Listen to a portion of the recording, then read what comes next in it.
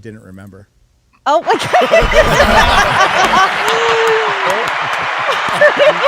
Get your Tylenol already.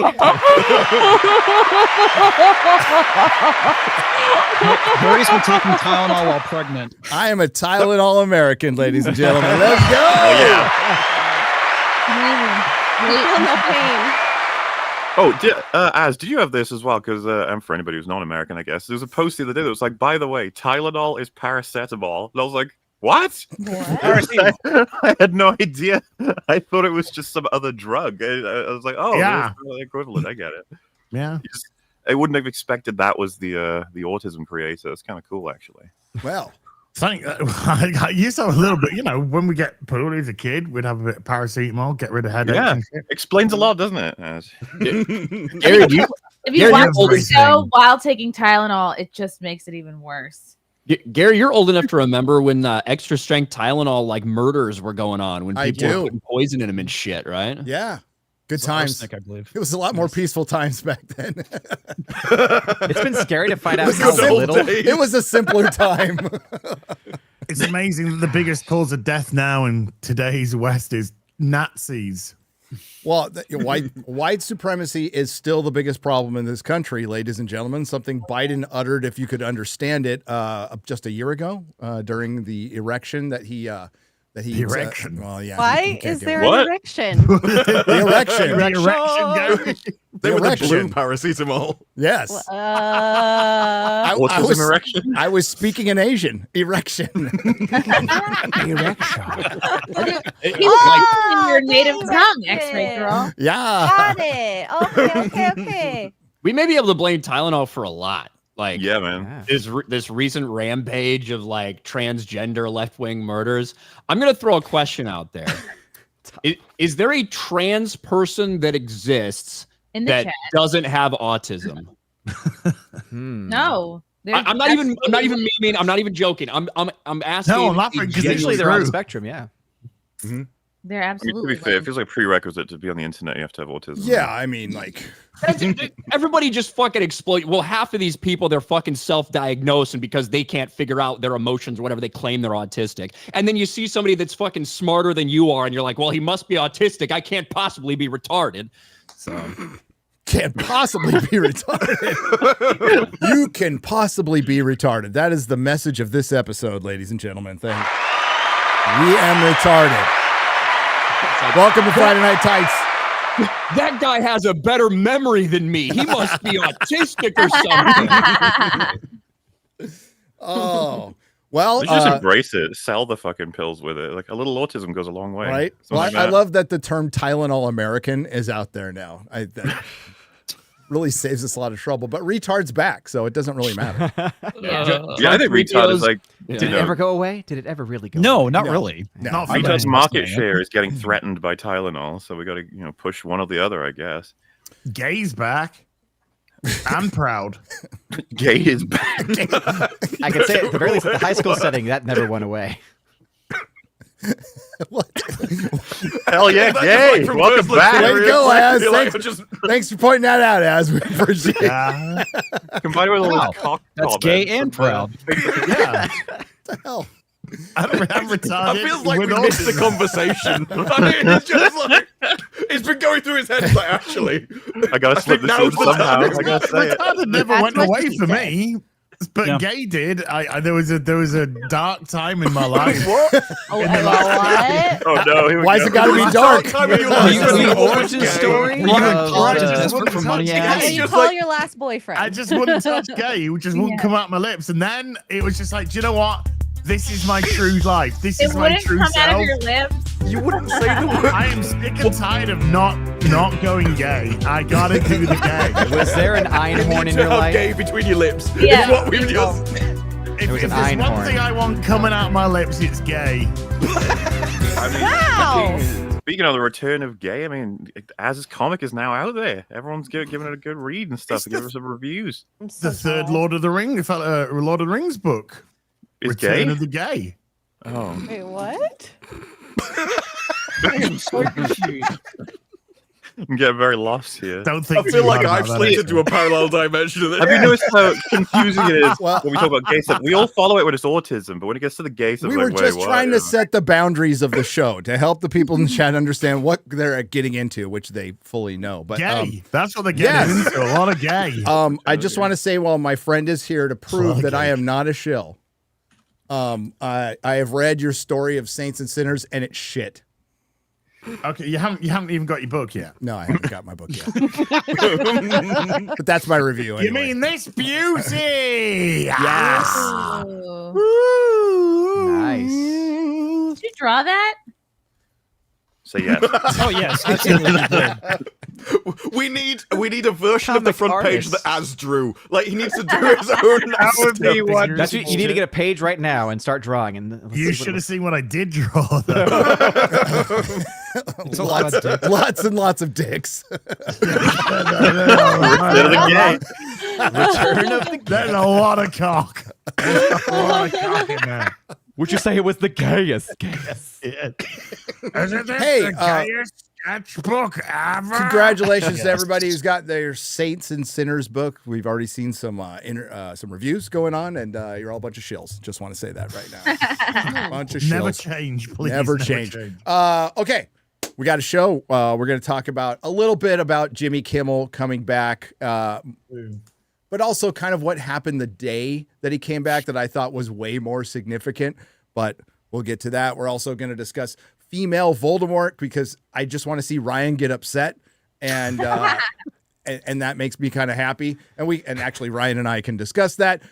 We got the finale of Alien Derp, or Alien versus Hell yeah. Oh, I was going to fuck put yeah. in the title Fuck. Alien versus Redditor, but I think with current events it might have been a little tasteless, so I decided not to. And then shit, yeah. shocking episode of Peacemaker. Nobody saw what was coming in one. Peacemaker, No. and I just want to Especially say, not Ryan. yeah, Is and it 3 weeks ago we discussed it? and you know, I just want to point out that kindness is the new punk rock, everybody, and Hollywood's really turning that temperature down. So should be. I'm just glad that James Gunn could be funny for once. Dude, It's the first time in the entire series I've laughed. Yeah, I don't think he was intentionally actually- trying to be funny. That's To just be the fair, problem. That was funny. To be fair, I was laughing. I laughed at intentionally at a couple of things that were funny, and Well, I think it was still whatever. I laughed 3 times. Whoa. And I got to say that's probably one of the better episodes that they've done, even though they like it. The entire season before that was completely useless. We spent 1 episode moving a door and another episode walking up to an effing door. Vigilante finally, after them trying Yes. the entire fucking series to get me to laugh at Vigilante, I finally did a I handful did. of times in this. I think it was when he was off on his own and he looked over, he's like, my dad's not gay here or something. Like that random line was the one that We'll get to finally it. There's legit some pretty good. The whole drug thing of him not getting rid of the drugs and the money was kind of funny too. Yeah. So we'll get to that. But Garrett's gone because his internet's been cut off. Phrasing, Gary. Yeah, rest in peace. You know? F's in the chat for Garrett and his internet, everybody. Garrett's internet. Garrett's internet. Well, hell, if it helps boost the views on the channel a little bit, R.I.P. Garrett and his internet. Top Gear did all have an agreement that if any of them died during the series, they'd go, and so is dead. So anyway, and Yeah. they'll just carry on with the show. Hey, same rules here. Absolute same rules here for sure.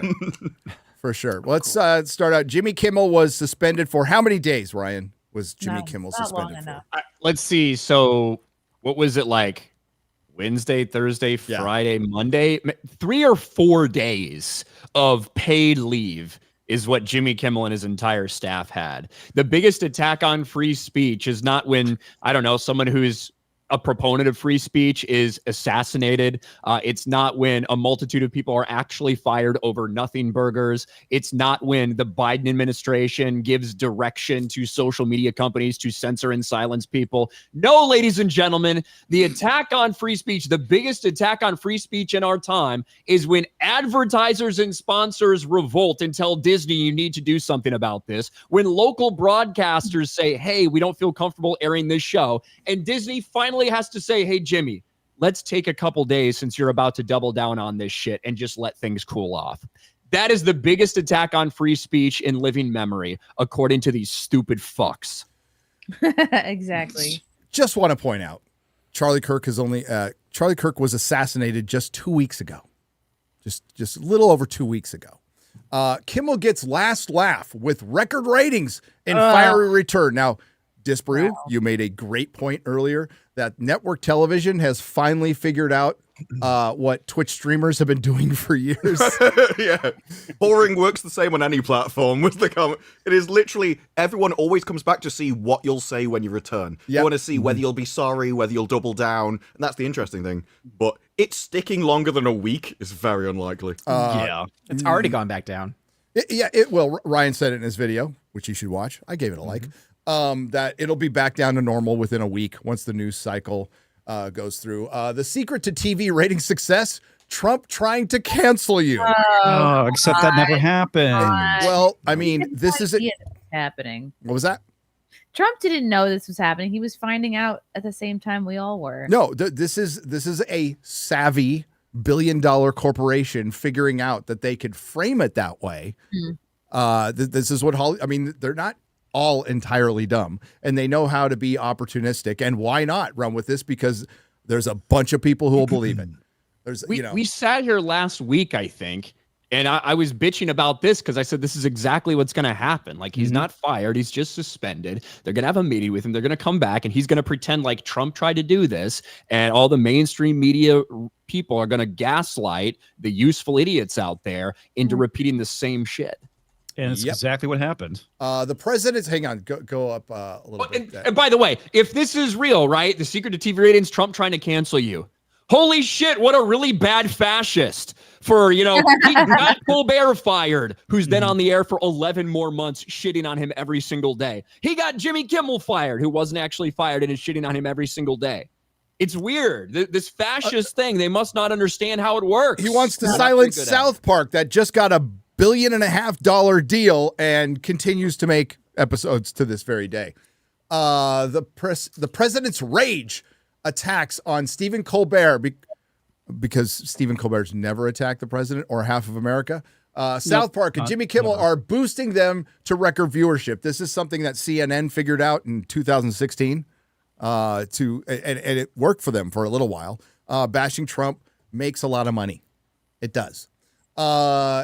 Not sure for how much longer, but this was 1989. An FBI assistant director sent a letter accusing certain Compton rap group of encouraging violence against and disrespect against law enforcement. The group was, of course, NWA. Somebody want to say what the title of that band is? Boys to Men, ABC, BBD. That's it. And the song was its police brutality protest anthem, Fuck the Police. Quick side story. I had a warrant out for my arrest. I was on the run. I'm not kidding. I had dyed my hair, but I decided to go out in public because I'm retarded. And a cop was driving by, and I thought my disguise was so good. He drove by the La Paloma and Encinitas that we started singing "Fuck the Police" to the cop going by. Wow! Remember when that was as bad as it got? Like that was motherfucker turned around and recognized me and arrested me because I'm a dumb shit. I'm a fucking dumb shit. Oh no! Oh God. I think I went in for 3 years later. No, that was only. Thankfully, it was only like 3 or 4 months, but eventually it got to that. The letter generated enormous press coverage, which decried government censorship and helped propel the song widespread popularity to help establish the legendary status. We don't. They're obviously going with the Streisand effect. The problem is, we don't need to read all this shit. And they're definitely going to point out that South Park got a pop from it. Because has Colbert's ratings gone up? They went up initially when it was announced that he was done, basically, and now they've fucking leveled off again. Because people do not watch these people. Yes, everyone was going to watch Jimmy Kimmel when he returned, when he pretended he was some fucking victim, when they tried to turn him into this fucking martyr for free speech, which is an absolute joke. Yeah, of course people are going to tune in to see what happens. And then after a couple days, they're going to resume their normal lifestyle. And guess what? No one's lifestyle involves watching Jimmy Kimmel at 11:35. No. Just doesn't. Especially the whole show. Like even Tim Pool, like he actually went through and said on the YouTube side of things, right? Only the monologues he would do about Trump would do like millions of views, and then every other thing he ever did only got like tens of thousands of views. Wow. Yeah. What are Gutfeld's like average ratings? Just out of curiosity. Oh my god, it's millions. Every episode gets 2.5 million or something like that. Yeah. Typically, but I that's a kind of off the top of my head guess, but. Which is on a cable network, by the way. Next Star and Sinclair, I don't think are showing him. Don't know how long. I believe Sinclair said that on Friday they're going to return to showing Jimmy Kimmel. I don't believe Next Star's said anything yet. Okay. Correct. And of course, he didn't apologize. And he cried on cue. We everybody's seen the video. And he's back. He said some nice things about Erica Kirk. He did. He tried to cry. Like crying for Jimmy Kimmel is just a normal Wednesday, honestly. Like that is cries all the time. He cried when Trump got elected again. He cries all the time. Dude, but no, he did not apologize. He said, "I'm sorry if you felt that way." He said stuff like that. And the most egregious that's how thing, I apologize to women. So. He didn't even say sorry. He never said that word at all. The most egregious thing is that he said he wasn't part of any ideology. He was just an insane lunatic. Oh, and it's like, no, he was an insane lunatic, but he was also subscribing to your beliefs. Yeah. So that same day, when all of Hollywood, 400 people from Hollywood signed a petition to back Jimmy Kimmel, there were cries to cancel Disney Plus. By the way, just a little side note, anybody who canceled Disney Plus and has to re-sign up, it's now going to cost you more. They've raised the prices. Joke's on them. They raised the prices, which is hilarious. It comes out that YouTube, and this is shocking news to all of you here, I'm sure. This is just going to floor you all. It turns out that Google, through YouTube, which they blamed the Biden administration, was censoring people. Was shadow banning channels, was removing channels that were not breaking their guidelines. I can't believe the words you're saying, Gary. I am shocked. Absolutely shocked. This is my shocked face. Google admits to censorship under Biden, promises to end bans of YouTube accounts of thousands of Americans censored for political speech. Now, we all know this went on with Twitter. We all know this went on with Facebook. We all suspected and absolutely knew this went on with Google and any other social media platform out there. And if Elon doesn't buy Twitter, this doesn't happen. None of this happens. Now, you can ask yourself, why didn't the Trump administration do anything about this in his first term? Good question. That's a good question. Many people were asking for it. And then it got worse. If Kamala is elected, none of this shit happens, and more channels will be missing. You know, like and it's stuff even like maybe even Joe Rogan would be missing. That's how crazy. I mean, just look at the UK. Just look at the UK. Oh, they were going for him. He was a big target. Are they implying that they didn't do this to anyone other than American accounts with this? I think that's all they were concerned with. Yeah, it's because I think they were asked by an American politician about it specifically, and so they're just replying to the American, like Chairman Jim Jordan about it. Because we saw accounts that were outside America, you know, Sargon of Akkad, Computing Forever, Dave Cullen, they got demonetized, and then, you know, Dave Cullen got yeeted and stuff. And so, no, they were hitting anyone that was speaking out against the, you know, narrative. Yeah. I still hear background noise, Chrissy, by the way. I don't know if that's you. I'm still hearing it, though. Today, thanks to the oversight of Chairman Jim Jordan, Republican Ohio, Google commits to offer all creators previously kicked off of YouTube due to political speech violations on topics such as COVID-19 and elections or erections an opportunity to return to the platform. Google also admitted the following to the House Judiciary Committee. Number one, the Biden administration pressured Google to censor Americans and remove content that did not violate YouTube's policies. Now, many of us were pointing, you want to scroll that up a little bit. Many of us were pointing that out at the time.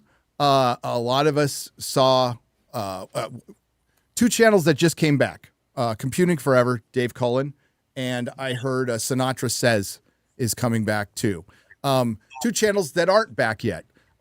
Nick Fuentes and Alex Jones. Now, I guess YouTube recently came out and said, well, it's a process and it's a pilot program, which means, well, with certain channels, we're just gonna go over it. And I don't know if Alex Jones should come back, like him or not. Nick Fuentes should come back, like him or not. But this is all about the free speech, right? We were so upset about Jimmy Kimmel, but not a peep from anyone in Hollywood or anywhere about this. It's not about our free speech. It's about their free speech. No, Exactly. And this is just I would say the third big indication of this. We already knew that happened with Twitter. Mm-hmm. We already saw that stuff come out. We already know that happened with Facebook. Zuckerberg admitted it, right? Yep. So this is the third and the biggest, like a giant social media platform for people posting videos and stuff like that is now coming out and confirming the exact same thing. One of the biggest issues with all this is that the most important time when these conversations were being had around the election and COVID is when they went and silenced all these voices. And this is the biggest issue. And they basically walked us back, 3-4 years later now. But the problem is the most important time those conversations were being had was when it was happening. And that's when Americans, as well as others around the world, were being silenced. And that is really fucked up. Yeah, it was when people were figuring out if they were willing to lose their job or not over getting the vaccine. And they were trying to decide for themselves. Well, and it was also mail-in ballots and people showing videos of people stuffing ballot boxes. And then the government came in and said, you can't show us cheating. I don't know what fucking fascism is. It's this. That's your fascism that you've been looking for all along. And they were so quiet about it. They being Hollywood and any commentator, especially on any of the legacy broadcast media, nobody would bring that up. And if you questioned it, you were a traitor to this nation because it was the most fair and honest election. Go ahead. Yeah, it was the most fair and honest election of all time, ladies and gentlemen. I'm not sure how much this will actually change YouTube. Now they're saying they're going to bring back banned accounts. It's like, okay, yeah, that's good, but are they going to do anything about algorithmic weighting, soft censorship, or shadow banning? I feel like they're going to keep doing what they're doing in regards to that. So, just gently putting their thumb on the scale. Are they going to bring back the dislike button? Because that was also basically a Biden administration edict that Does they everyone followed. keep saying unalive?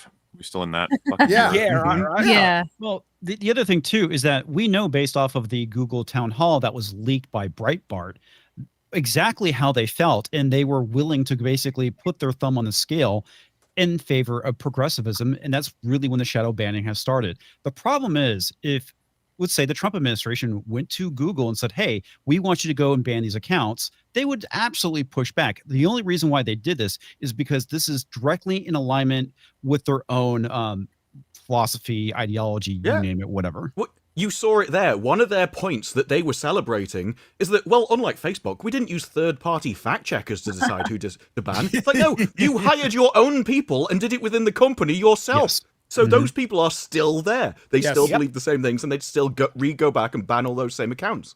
Because in this case, by admitting that, you're kind of saying it wasn't actually the government because you still decided to do it with your own employees. No, they were absolutely willful in what was going on here. And that's the thing that's so disgusting about it. Because it was in alignment with their ideology, they were completely fine with it.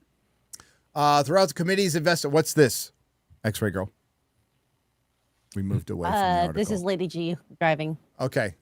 Go back to Says the number other one. 3. Said number 3. Yeah.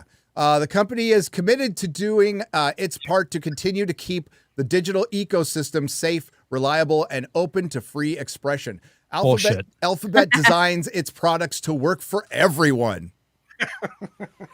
As long as you have the right opinions. Yeah, exactly. You can't. Well, you can't have all of those things. You have to pick two. You can have it safe and reliable, or reliable and open to free speech. But you can't have free speech and safe because it's inherently dangerous because you will hear things you disagree with. Exactly. Bias towards a particular viewpoint is not in line with the company's values or the company's business interests. Alphabet's business model depends on being a useful source of information for everyone and a home for users of all backgrounds. As a result, Alphabet as a natural long-term business incentive to apply and develop its policies consistently, impartially, and independently. Okay, go back to the other authoritative sources when they were pushing that narrative like 2-3 years ago? They kind of actually tacitly admit it there, where they say they want to focus on them being a reliable source of information. Who determines what's reliable? Exactly. Because they're the ones that want to push authoritative sources, which means mainstream sources, and then they determine what they think is correct, and then they will suppress the, any voice that's speaking something that they don't agree with. And the other issue too is as soon as a Democrat is back in power again, they're going to be right back to this bullshit again. Absolutely. And that's what we always have to, that's what we were saying at the time. We were saying this double-edged sword that you guys are setting the precedents over and over again. And this is back during the Biden administration, and we can go back to the Obama administration. It's like, you don't think that's going to be used against you? And then then the extremes will start using it to, and what it does is it destroys trust. Public trust. That's what they're doing with the judicial system. That's what they're doing by not arresting people who should be arrested and put in jail. They're trying to get us to basically not trust the system. That's what mail-in ballots and start questioning election. The House always fucking wins. All right. So they're trying to destabilize this system so they can they come in and save it and create their whole new system. Yep. By wiping out the Constitution. That's what Constitution. China wants, isn't it? That's what China wants. Okay. Well, I mean, in the UK, you have a digital problem reaction solution. There is there's an immigration problem in your country, and these immigrants are taking work from people. We have a solution: digital ID. We will track your every move. We will track your bank account. We'll track everything. Yeah, digital ID, also known as the Chinese social credit system. That's exactly. We already have who are letting in the asylum seekers, inverted commas, who aren't, they're economic migrants, into the country, undocumented, putting them up in hotels, giving them all kinds of stuff. They're actually going to digital ID the citizens of the UK who are doing none of that. Yeah. And we already have social security numbers, which you need before you can go to work anyway. Yes. Because you have to go through the PAYE tax system and stuff. Yes. So everything that they say it'll stop, we already have a solution for. Yes. The Biden administration censorship pressure was unacceptable and wrong, says YouTube. Something they could have easily who did it. Something they could have still did it. They could have easily said no to. It was PBD podcast brought it up a couple of days ago. During with the San Bernardino shooter from many years ago, the government requested the shooter's phone from Apple, and they said no. They said no at the time, and they had to get a third-party company to crack it, which easily could have been Apple going, listen, we can't get into our own customer stuff, but if we create a third-party company to crack it, would that be okay? That's probably what happened, but that's what they did. But they still said no. You can say no. Public debate should never come at the expense of relying authorities. Authoritative sources. Remember when we questioned that? So are they going to stop putting Wikipedia articles on the bottom of people's videos? Super reliable. Probably not. The totally unbiased Wikipedia. Totally unbiased. Have you seen some of the editors? No. Some of the top, no, you have. Yes. You have. You just close your eyes and you can see them. Yeah, they're the same people committing all these shootings is what they are. One of them's a failed romantasy author. Really? Romantasy?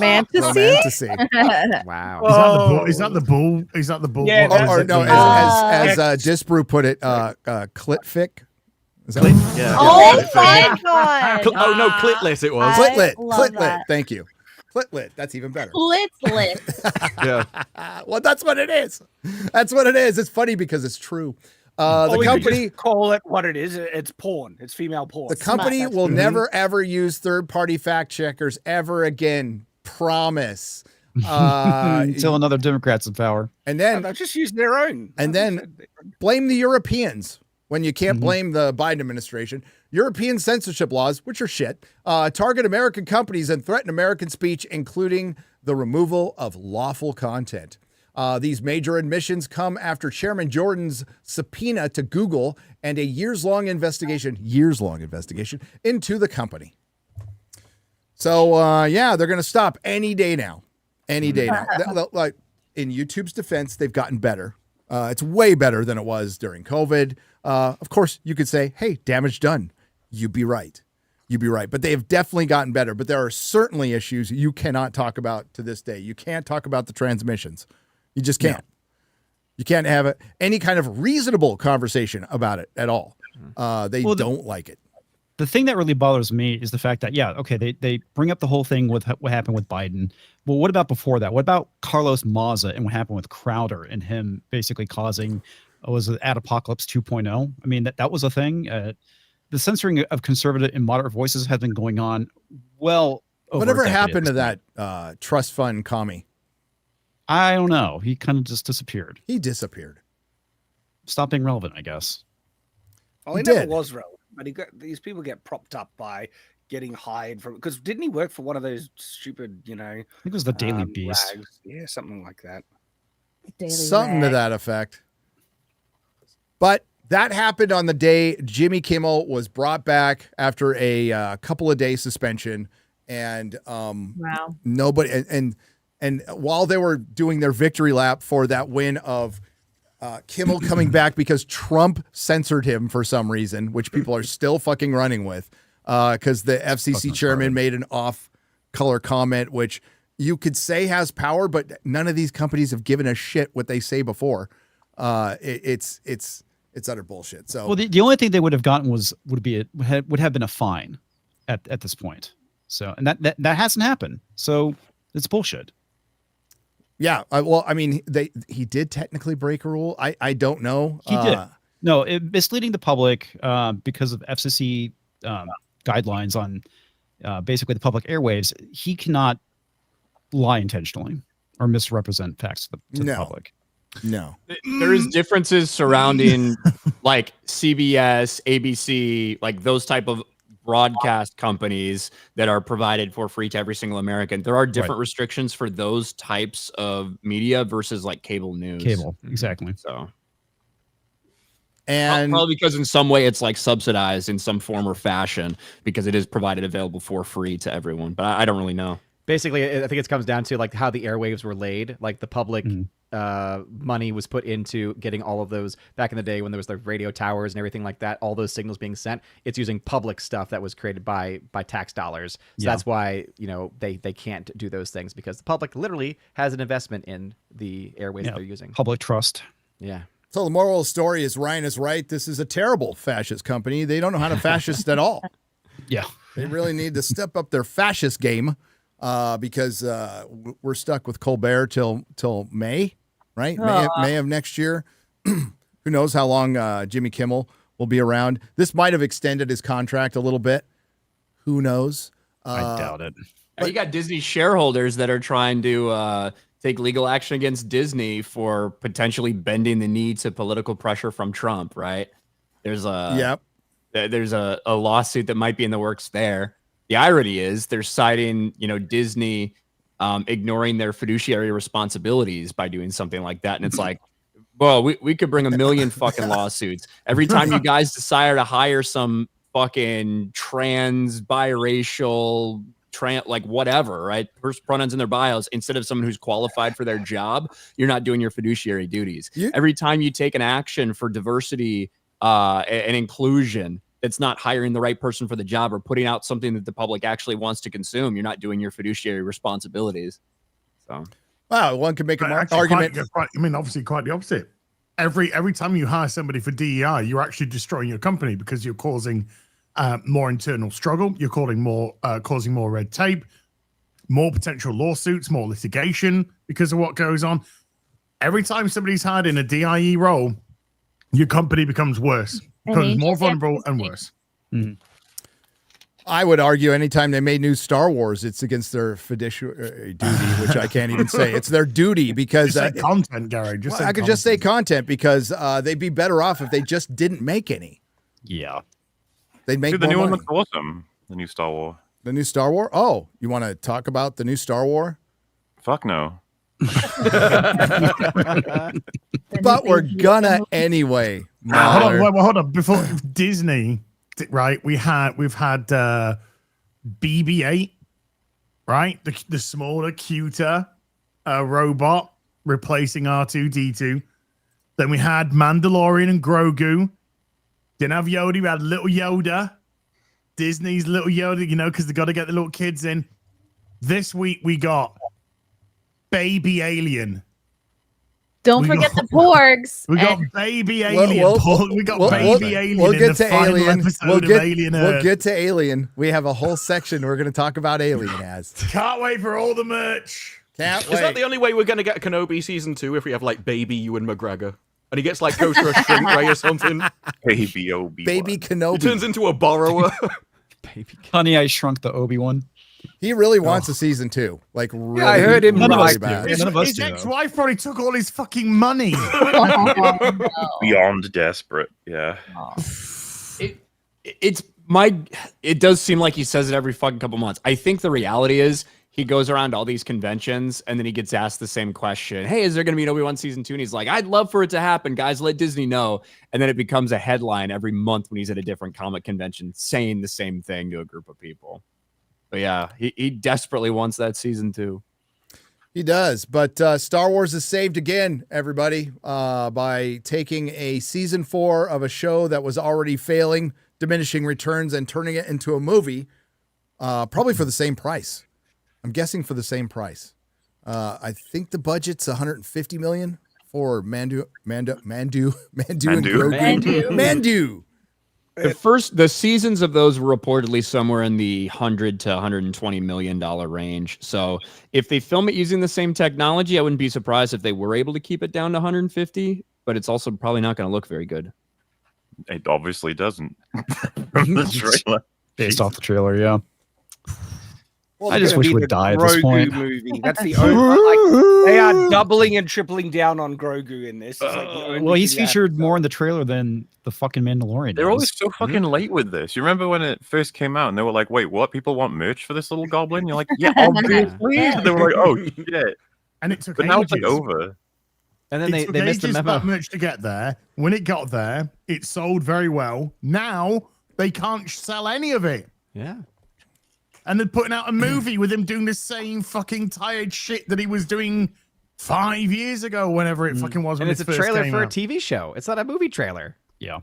It's a trailer for a shit TV show. Yes. Dude, it's barely a trailer for one episode. I know. It seems a bit late for this. I don't know. I feel like a little bit. Because of it is Chrissy. If this was any later, it'd be fucking full-term pregnancy. The Baby Yoda craze has Tylenol. died down a little bit. Yeah. It's non-existent. So, Well, it probably didn't help when Grogu wiped out an entire species by eating a load of babies in front of the parents. I still know the most horrific episode of the series. That's for me. right. Completely cognizant of what he was doing, the little shit. Yeah. Oh, he pretends like he doesn't, whatever it's He used knows. Did you say on, I think for. he said on the real, Eggs? Oh my goodness, I had no idea. I think he said on the real BBC he's like 67 or something by this point. So you He's, can't really keep on he's with like the baby 57 stuff. now. He's hit Yeah, retirement. He still can't fucking talk, bro. Think of how you know why this fucking trailer is so boring? It's because the same problem with the show and why you need a million different cameos, why it can't be about them. You have one main character who never speaks in Din Djarin, and you have another one who fucking can't with Baby Yoda. There is no dialogue. It was always a stupid formula on that front. Like, it was always going to just die out on fumes, which happened pretty fast anyway, to be honest with you. When everyone was expecting, bounty per, 3 episodes or something, right? And they were like, no, Baby Yoda. Baby Yoda. Baby Yoda. Google. Baby Yoda. Baby Yoda stole the drunk the I milk. can't for the life of I me. would have been fine with the bounty of the week. That would have been a pretty decent show. So Yes. I forgot about bounties after the first fucking 5 minutes of episode 1. I know. You know what? The biggest tell they forgot about the bounties was getting him that Naboo starfighter. It was like, you can't put bounties in that. It was like, bounties. Well, why would The he Razor want to put Crest is bounty? back. Oh. I was like, okay, sure. I thought it was blown up, but he must have got a new one. They got a new one. See it in the trailer. Merchandising. What did we For all the money called for it, the we movie called it is the made. Falcon Crest. If you're old, you'll get it. I get it. You're old. I know. Most of us are here, to be honest with you. Hit play. Not from the young fuckers. There it is. Play more like. Remember the Razor Crest? Remember the music? Oh yeah, right. Look, he's got a mono. He's got a mono, but it's binocular there. But he's got a mono lens and it's binocular. I know. I How? saw that. How does that happen? Okay, it could be. This could be a different shot at a different I think it's a time. different shot. It could be his helmet too. And as Still, I was whoever there edited this when, trailer together, it's like, what the hell were you thinking? I was there when a super chatter gave you that point that you said you would Yeah, steal. I and said there you I have it. said on stream I am stealing that. He promised. I promise and I delivered with that. I promised to steal that and not give you credit at all. And his Yeah, money I didn't want to let him belongs to down. me. I'm a man of my word. Did he copyright it? No. Got him. Poor guy.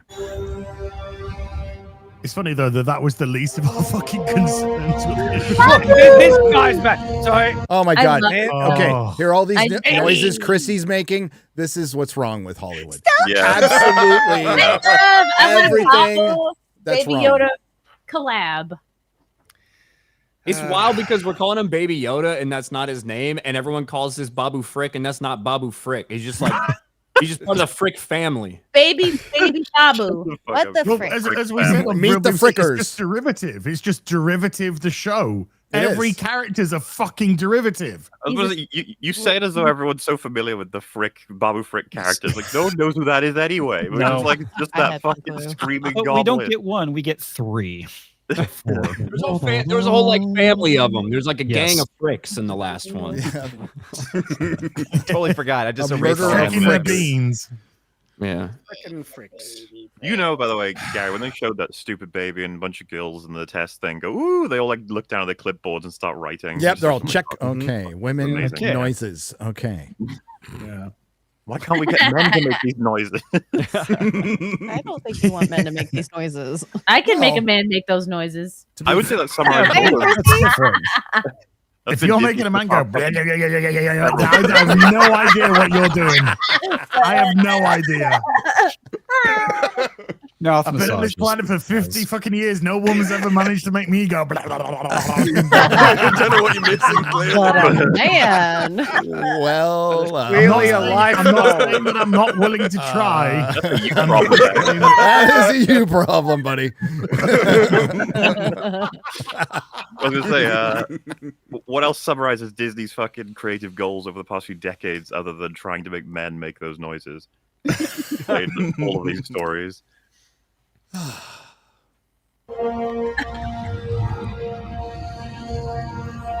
Fuck off. I know. Oh, look, it's Kathleen Kennedy. I've dragged her into it. What are those? This chips? space chips and salsa. Oh, I mean- man, never mind. How much work was really done from when they walked onto the set and these images? Like it looks so shitty. Like it's just like, yeah, so go on and just sit there. And anyone got a fucking phone we can record this with? It's like, good. It's like, yeah, we'll get this done cheap. I mean, to be fair to them, they're like, do we really need to put a lot of effort in? The people who are going to like this are going to like it anyway. Okay. Pretty much. What's my yeah. motivation? Just sit there looking like a bulldog licking piss off a thistle. Gotcha. Say that 10 times fast. Wow. Bulldog licking piss off a thistle. That's one. That Yeah. sounds Bulldog like a licking piss off a southern thistle. phrase. Bulldog licking piss off a thistle. Bulldog licking piss off a thistle. There you go. I just ran my fucking ad. That was all. Hey, I couldn't have said it once, so there you go. Impressive. Let's see cute little baby Yoda. He's so cute. Baby cutesy bootsy. Man, look at this very real place where people. Little baby Yoda goes cute. He goes that. He goes you got a baby that can't speak. You got a man that barely speaks. He's got a helmet on, so he's not emoting either. So he's not speaking, and we don't know his emotions. You got his he's not shoulders. fucking emoting. They're kind of, they're emoting. Season 1 of Mando, like as much as I'm still critical of it, one of the things that was super enticing was just how worn everything was. How you could tell like people had been in and out. You know, those like trooper helmets, they're all rusted and shit. Like fucking Werner Herzog being like this high commander of some kind. That was like super interesting. Lasted for like 5 fucking seconds.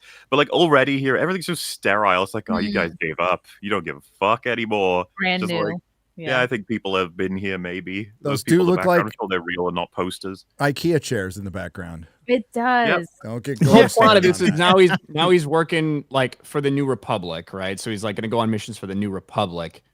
So before you have this dude living in some remote place, tracking down random stuff, like hives of scum and villainy about, and now you've got this kind of clean, sanitized type of space. It doesn't work. No. It's so fucking boring, dude. Everything about it doesn't work. Its time setting doesn't work. What Az brought up, like we have 2 characters that really can't emote at all. Are your main characters? They're derivative characters. So we have fake Boba Fett, fake Yoda. Now we have another woman leading the whatever the New Republic. It is. We've got fake Leia. The battle's over. Like evil as. Well, I guess fucking Han, Luke, and Leia were just massive failures because there's fucking Empire everywhere. Know that.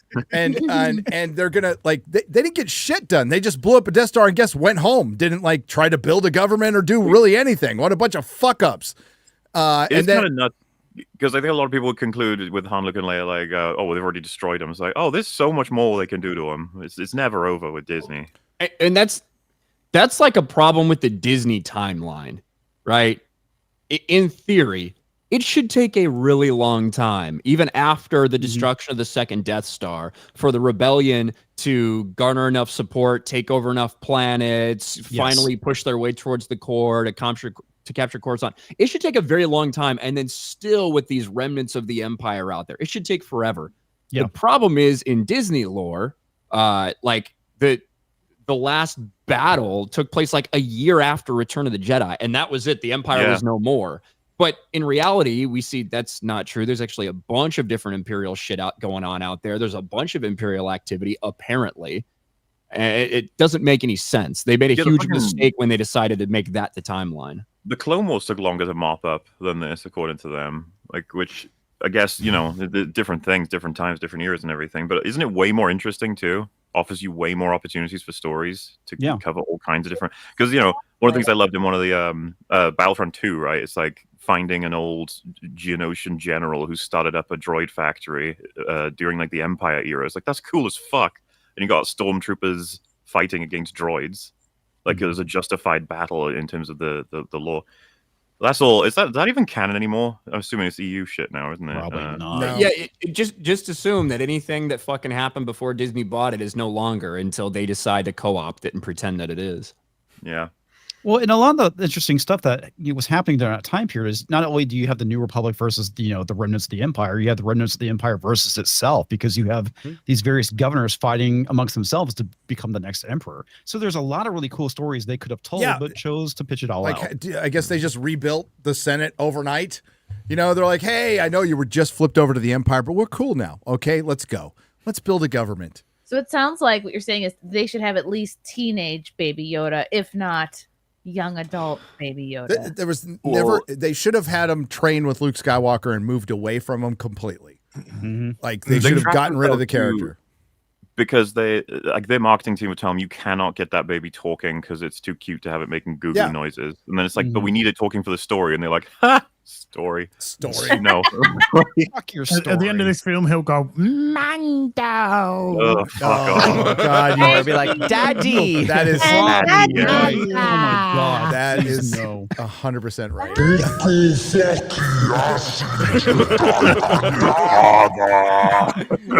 Well, remember they had the suit that they built for him where he can say like yes and no, right? Oh, the IG-88 Oh one? yeah. Yes.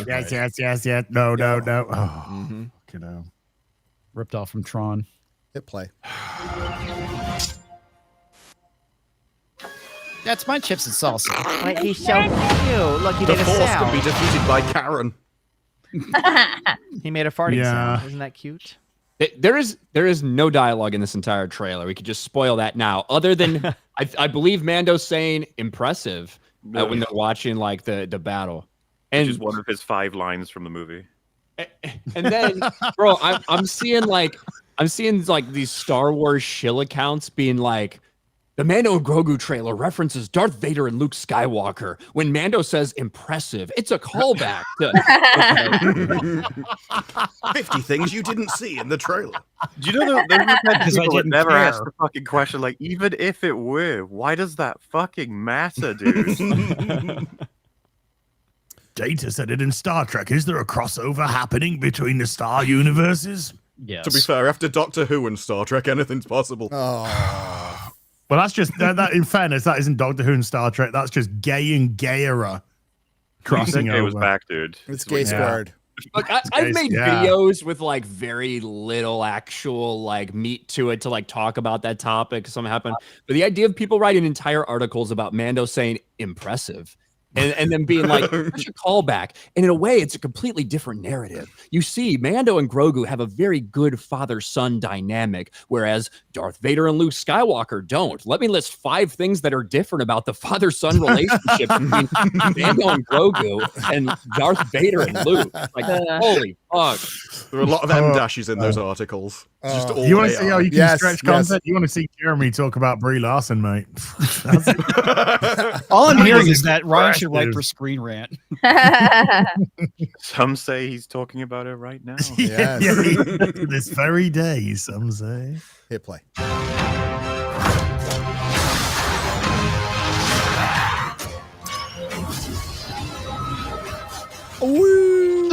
Oh, look. Pause. Do you hear Oh, that? the Frick family. It was God. the Frick family. The Frick family swinging. Robinson. He's swinging. Oh, they look like little froggies. Those old frickers. Mother frickers. Fricker, please. Hey, good job, baby.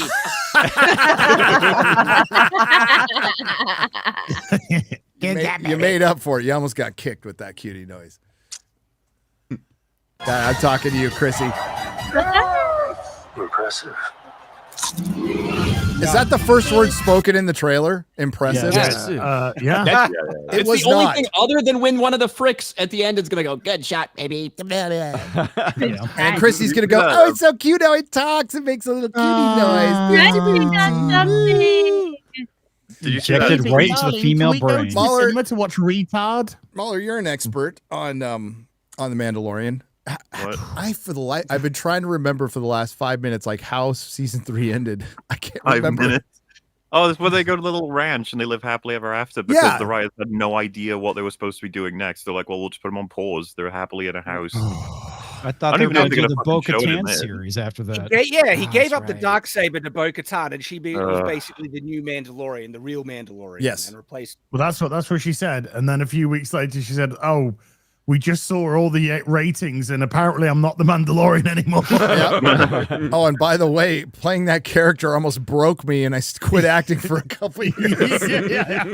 What acting? I just built my house with my husband. Katie Sackhoff is awesome. I like her a She lot. is. Yeah. She has a good One YouTube year with channel. Dave Filoni, and that's it. That's all it takes. Did you any of you see that tweet that was like introducing Rota the Hutt in Mando and Grogu? And then someone just quote tweeted it with that exact quote, just as a sort of, where are we? What's happening? I know. Like, Mando, Grogu, Rota the Hutt. Like, This Dave Filoni, is bro. He was like, jacked what- though, right? He was. the absolute state of Disney Star Wars right now.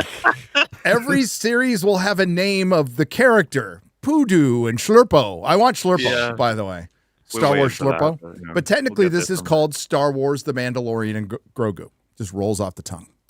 Yeah, man. And we've all been waiting for this since 2019. This was the one movie we really did actually want. So I'm glad they've come through with This it. is what they're You going to know the do. funniest thing, though, is that half the people that are going to go to the cinema to see this are going to go, "What's it about?" Yeah, pretty much. It's a cutesy booty Sorry, we're off little to see Yoda. Mandalorian and Grogu, and you're asking me what it's about? Yes. I could see this doing solo Star Wars numbers. Yes.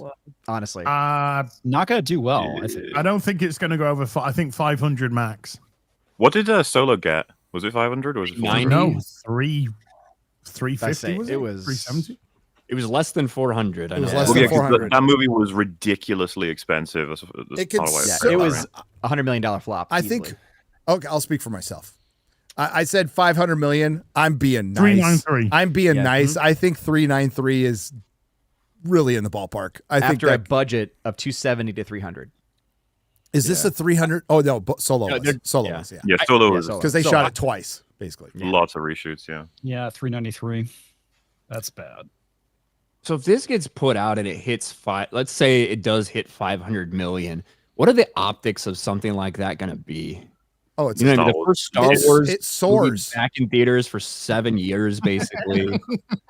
Yeah, there'll be excuses like it's only a Disney Plus series. There's plenty of outs for them.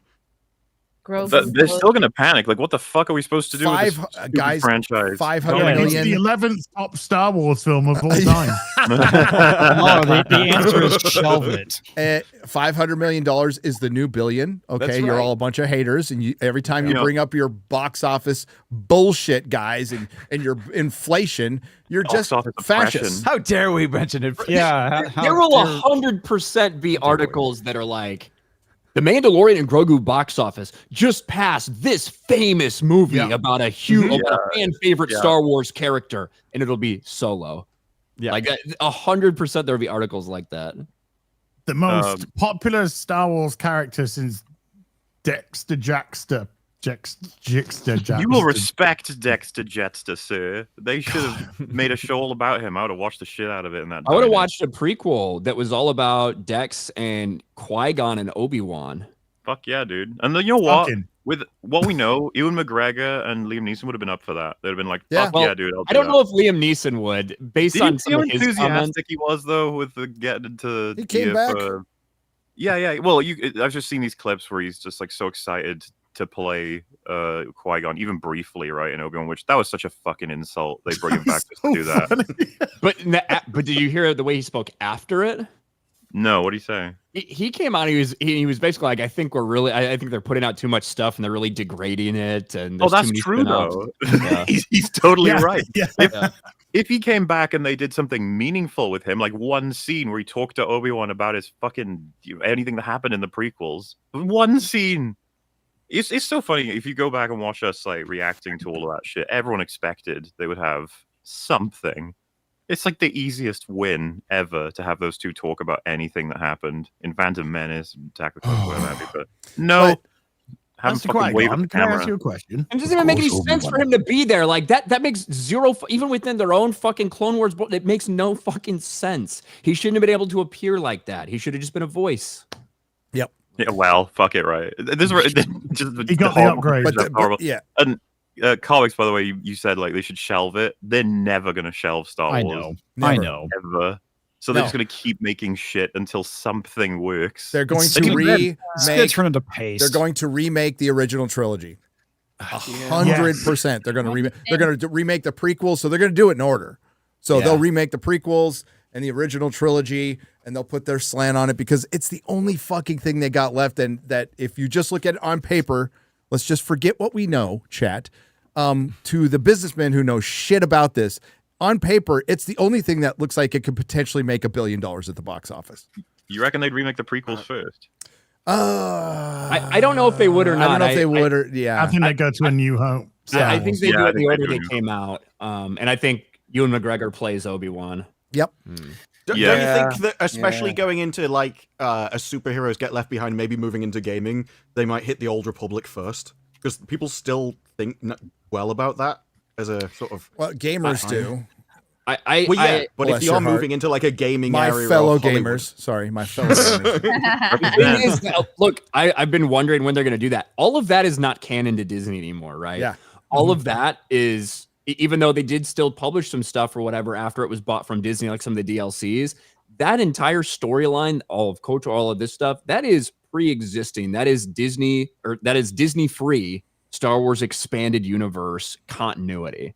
Now they have brought a couple of those names, like they put Revan, his name, in a fucking Rise of Skywalker source book and stuff like that. So who knows? They can bastardize anything they want. But as of right now, none of that is actually canon. And that won't entice the normies like remaking the original trilogy. As sacrilege as that sounds, that would never stop Disney. I've always thought you were right on this, because follow the money, right? This stupid movie that's coming out is the only thing that they could really do if they have no idea what like the audience want, because they're fucking retarded with all this shit. So it's like, Mando season 1 and 2, best ratings for all of the TV shows combined, right? So it's like, well, I guess we do that then. Rey movie, if that ever happens, would crash and burn, and they'd never make another one again. Presumably, if they're gunning for again, if it happens. But which leaves what? And it's like, well, Obi-Wan didn't do anything. Boba Fett didn't do anything. It's like, who we got left? Fucking, I don't know. Remake the OT really does seem like you're just waiting inevitably for them to decide to do it. I agree with Ryan. I don't think they want to do it while George is here, but I don't think they can wait that long, because George is going to live to 1,000 years old. I hope he does too.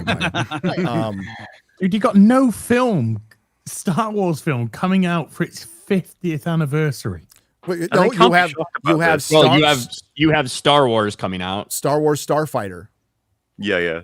Is that 2027? Yes. Yeah. Well, and also you have the re-release. You have the Star Wars re-release, and then I think Starfighter is sometime in 2027. But let's hit play.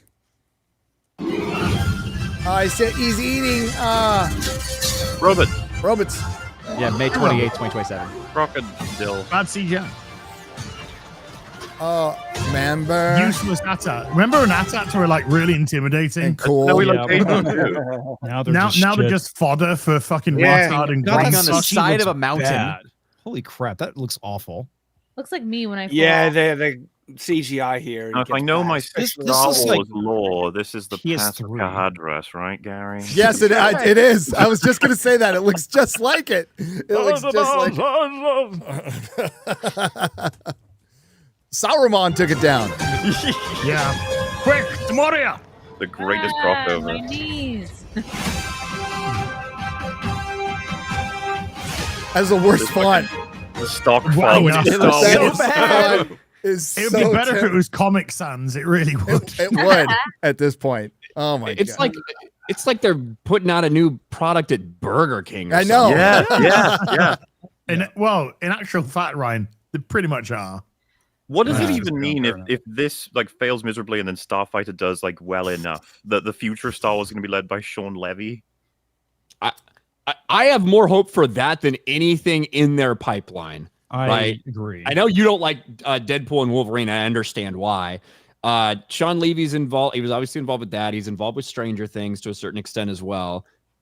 At least he fucking got a script, apparently. Jesus. Yeah. But of all of the things, if you were to pick one thing that you're like, I think this could be the only okay thing they put out, it would probably be Starfighter, based on the cast and based on the people behind it. Yeah, I agree. But at best, we're looking at Starfighter probably does 600 million, maybe 7 will be nice. I think I'm being very generous though. That's incredibly generous. Yeah, it's going to be tough because, I'm feeling generous today. Okay, they're going to try to capitalize because the weekend prior to the release of Starfighter, I believe they're releasing Star Wars, the 50th anniversary of A New Hope, right? So, and then I think the next weekend after that is when they're releasing May 28th. Starfighter. That's Starfighter set. So there's a chance you could kind of capitalize on that shit if the movie's okay, right? And it could do more, but I don't know.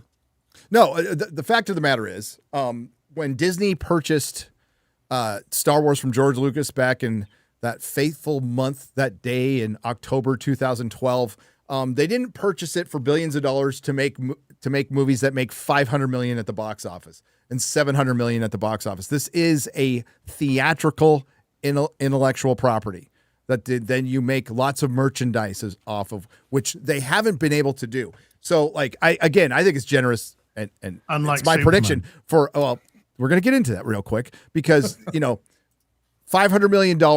If it makes that, we're gonna hear all the spin in the world, and because of Superman specifically, I've seen some of the most insane box office talk on Twitter that I've ever seen. Like cope that I have like now it's just like, why do you even bring it up? Somebody was trying to bring up some retard on Twitter was trying to bring up Martin Scorsese's take on the box office, which is, by the way. Oh, I saw we got tagged in that, and I was like, who is this guy? And I looked at their profile. You look at the profile picture. Shit, I hope that dude keeps 200 feet away from fucking children. Like, holy shit. Yep. So you saw that. So I did. I was like, what is this about? I saw it. I almost responded just with a picture of his fucking profile. It's like, bro.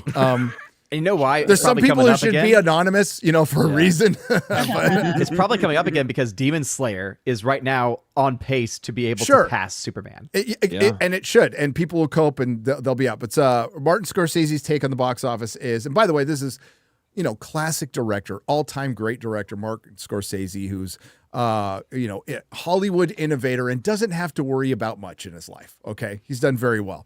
He finds it repulsive and insulting, believing it dehumanizes films by reducing them to a horse race rather than an art form. And this obsession fosters a harsh criticism environment, which is why he stated that the industry is over in the sense of the industry he knew has ceased to exist. He's not wrong about that we at all. knew that. It's been true for a while, unfortunately. We're talking about a film like James Gunn's Superman or Mandalorian and Grogu, a derivative of a derivative, first Star Wars movie since The Rise of Skywalker. By the way, Rise of Skywalker, Last Jedi, Force Awakens all made billions of dollars. We are in a different time now, but we're not talking about high art. If you're trying to use Scorsese too, he also is the same person that said all this crap is coming out is a theme park. It's like theme park stuff. It's amusement park stuff. That's what I was going to say. Like, didn't even call it art. Yeah, it's a terrible person to use to make your argument. It's just. I want to give him a list of Star Wars characters just for him to say. Like, I just want to see his face when he says stuff like Grogu and Rota, and just watch his expressions sink as he realizes they're more popular than any character he could ever create. Mm-hmm. No offense there, Martin. You make great movies. He makes great movies. Oh, he used to make great movies. It's kind of tailed off a little bit, but he's a fucking all-time great. Not going to disrespect him there, but discussing the box office, like a lot of people, there's plenty of viral conversations about how it ruins conversation. These come from the same people who are like, "Don't you dare besmirch the top 11th box office DC movie." and yes, it being used to defend Superman. They James set Gunn's the rules Superman. as far as I'm concerned. It was so weird because, they spearhead the conversation about how successful it's going to be. It flounders on their own scale, and then they're like, "Stop talking about it so much." You're like, "What do you mean?" Stop bringing up the numbers, MauLer. Stop bringing up inflation. It's a fucking cope. The James Gunn Superman fandom, they were the ones who were like, it's going to blow Man of Steel out of the water. It's going to hit $1 billion. They set the standard. They were the ones who said that, right? Once we started getting the first indications of what it could do at the box office, there were arguments about, could we have $3 billion movies that were released in July, right? With that, Jurassic World and Fantastic Four. Those were the conversations.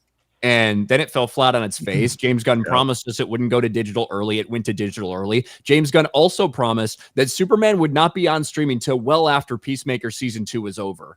Lo and behold, it drops on streaming in the middle of the season. Oh, but he had rationales for all of these that only implied success. He always does, doesn't he? Yeah. Funny like that. And Hollywood has always had its successful consumer stuff, which made a fortune, and then its Oscar bait arty films that nobody watched, which were supported by the other things. So if Superman was massively successful, you could be like, well, it's not really that important if Supergirl is successful because that's balanced by the other one, and maybe they want to that for some sort of reason. But you have to have you do have to have consumer products to fund your arty things like 28 Years Later, where they dismantled a house because horses ran past. If you want that kind of stuff. The way Hollywood has been set up since in the blockbuster era, so we're going to say 50 years. So most of Scorsese's career, he's talking about a time like in the late 60s and early 70s. It's been driven by blockbusters since 1975, since Jaws pretty much set the standard for the summer blockbuster. And what Disparu just said is the big stuff pays for all the little stuff. The thing is, they were making mid-level stuff and independent stuff that was much better. They had much more talent, but you still need them to drive the market in the comic book industry. What Spider-Man has to sell well, X-Men has to sell well, Batman And Superman to a lesser extent, but Batman's always outsold Superman, well, always, last couple decades. Those are what pay for everything. That's what pays for your little art projects, your little indie books. Those can actually lose money, but it's okay because at the end of the day, fucking your 4 Batman books are what it is at the end of the day, basically. You also had back in those days, there was less competition. So people wouldn't watch movies at home because they had a little tiny square screen with crap speakers that sounded awful. So people would go to the cinema more. Whereas now you've actually got to be competitive with everything else in the universe, which is all up to your quality.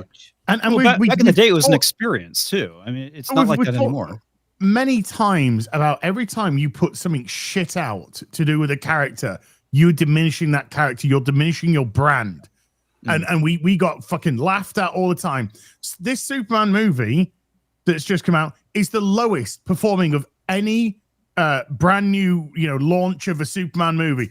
Less than Superman 78, less than Superman Returns, less than Man of Steel. Bang. It's there. Rock bottom. It's when Superman Returns beats you in the box office, inflation, because inflation's real. You're up the fucking shitter. And so we got Superman that's underperforming. We've got Star Wars that isn't even performing because it's not even at the cinema yet. We've got to wait next year for it to come, which will be 7 years. And this was Disney, by the way, who were bragging that there will be a brand new Star Wars film every year. So I remember. So with Superman, what's dominated James Gunn's Superman conversation has been the box office. And the talk of it, it's the film shit. Yeah, because and James Gunn posted up a behind this. He's been doing his commentary, and one of the first ones he puts up is a scene without Superman. It's a scene without Superman. It's Mr. Terrific scene. That's the first fucking thing he throws up, and it's like the whole film. Dude, I love that that little snippet. Spriggy had said it to me, where he's like, "Yeah, it's like all one shot, except there's cuts here and here and here and." Yeah. And here, like, yeah, obviously, and it's like, yeah, it was a good time. It was fun. Yeah, it was. I think it looks real good. And I just got this distinct impression. It's like, man, he doesn't have a lot to say about his own movie, huh? No. One of the criticism I had is like in each Superman movie I've seen, like even Superman Returns, there was a Superman moment that was like, that was fucking bitching. That's what I came here for. The airplane. The airplane. Yeah. There was a moment like that. There is no moment like that in Superman's James Gunn. Or when he gets hit in the nuts. That's right. That's right. Sublime. We don't make the rules. Actually, as Ryan said, the James Gunn fans out there set the rules for this. They're the ones who set this up. And I thought it was going to beat, I thought it was going to beat Man of Steel. Not adjusted for inflation, but like, I thought it would make more than it has. I said 700 million, right? Yeah. I think that was my guess. I think I did 700, 750. I think that was my initial guess for Superman. I was surprised I didn't like it. I was about a third of the way through, and I'm like, oh, this movie is not doing it for me. Maybe it rallies at the end. No. I thought I was going to like it Lex more. Luthor talk about butt fucking. Just watch Peacemaker. Yeah. Kids, here's Lex Luthor. You see Lex Luthor from the start of Superman? Yeah. Watch him talk about fucking dudes at the butt. It's great. You'll fit right in. I'm going to get the quote. I think Angry Badger put up the quote. Oh. Because I just want to point out, my stupid phone's going slow now. Remember, we've got 2 episodes left. We've got the Superman cameo to come. Oh gosh. Oh, fantastic. Yeah, he's the one in prison. I'm so glad that all that stuff is now connected to this rated R, hard R universe. Yeah. That's so good. What if it turns out to be Superman from racist world where they don't say the N-word? Oh my god. He'll have the Nazi symbol on his chest and everything. This Superman cameo, he's wearing the Superman costume. Just want to point out that this is canon before Batman, Robin, Wonder Woman. This is canon. Lex Luthor did make an appearance in the Peacemaker. He was making a deal with Rick Flag Sr. And in conversation, he said, "Meanwhile, I'm here in Belle Reve listening to a bear-sized man with dragon skin butt fucking a glowing twink with cartoon eyes in the cell beside me every night." Now, I laughed at that scene. I thought it was funny. I thought it was actually pretty funny. I was horrified that I was hearing such things from my DC characters. Dude, then I just... Then How are kids supposed to look up to Lex Luthor now? He's transphobic or something. I don't know. Yeah, there it is. And when I heard that, I'm just like, oh my God. So I knew it was going to be Lex when I saw him. But yes, this is now, who do you think it is? A lot of people are speculating it's Killer Croc is butt fucking Dr. Phosphorus. Yeah, it'd be Killer Croc, dragon skin, most likely Killer Croc. That's what I was thinking, but I don't know about the other one. Could be Dr. Phosphorus. Well, we know they're both in there from the Suicide Squad, so. God, dear. Maybe Gentleman Ghost. Who knows?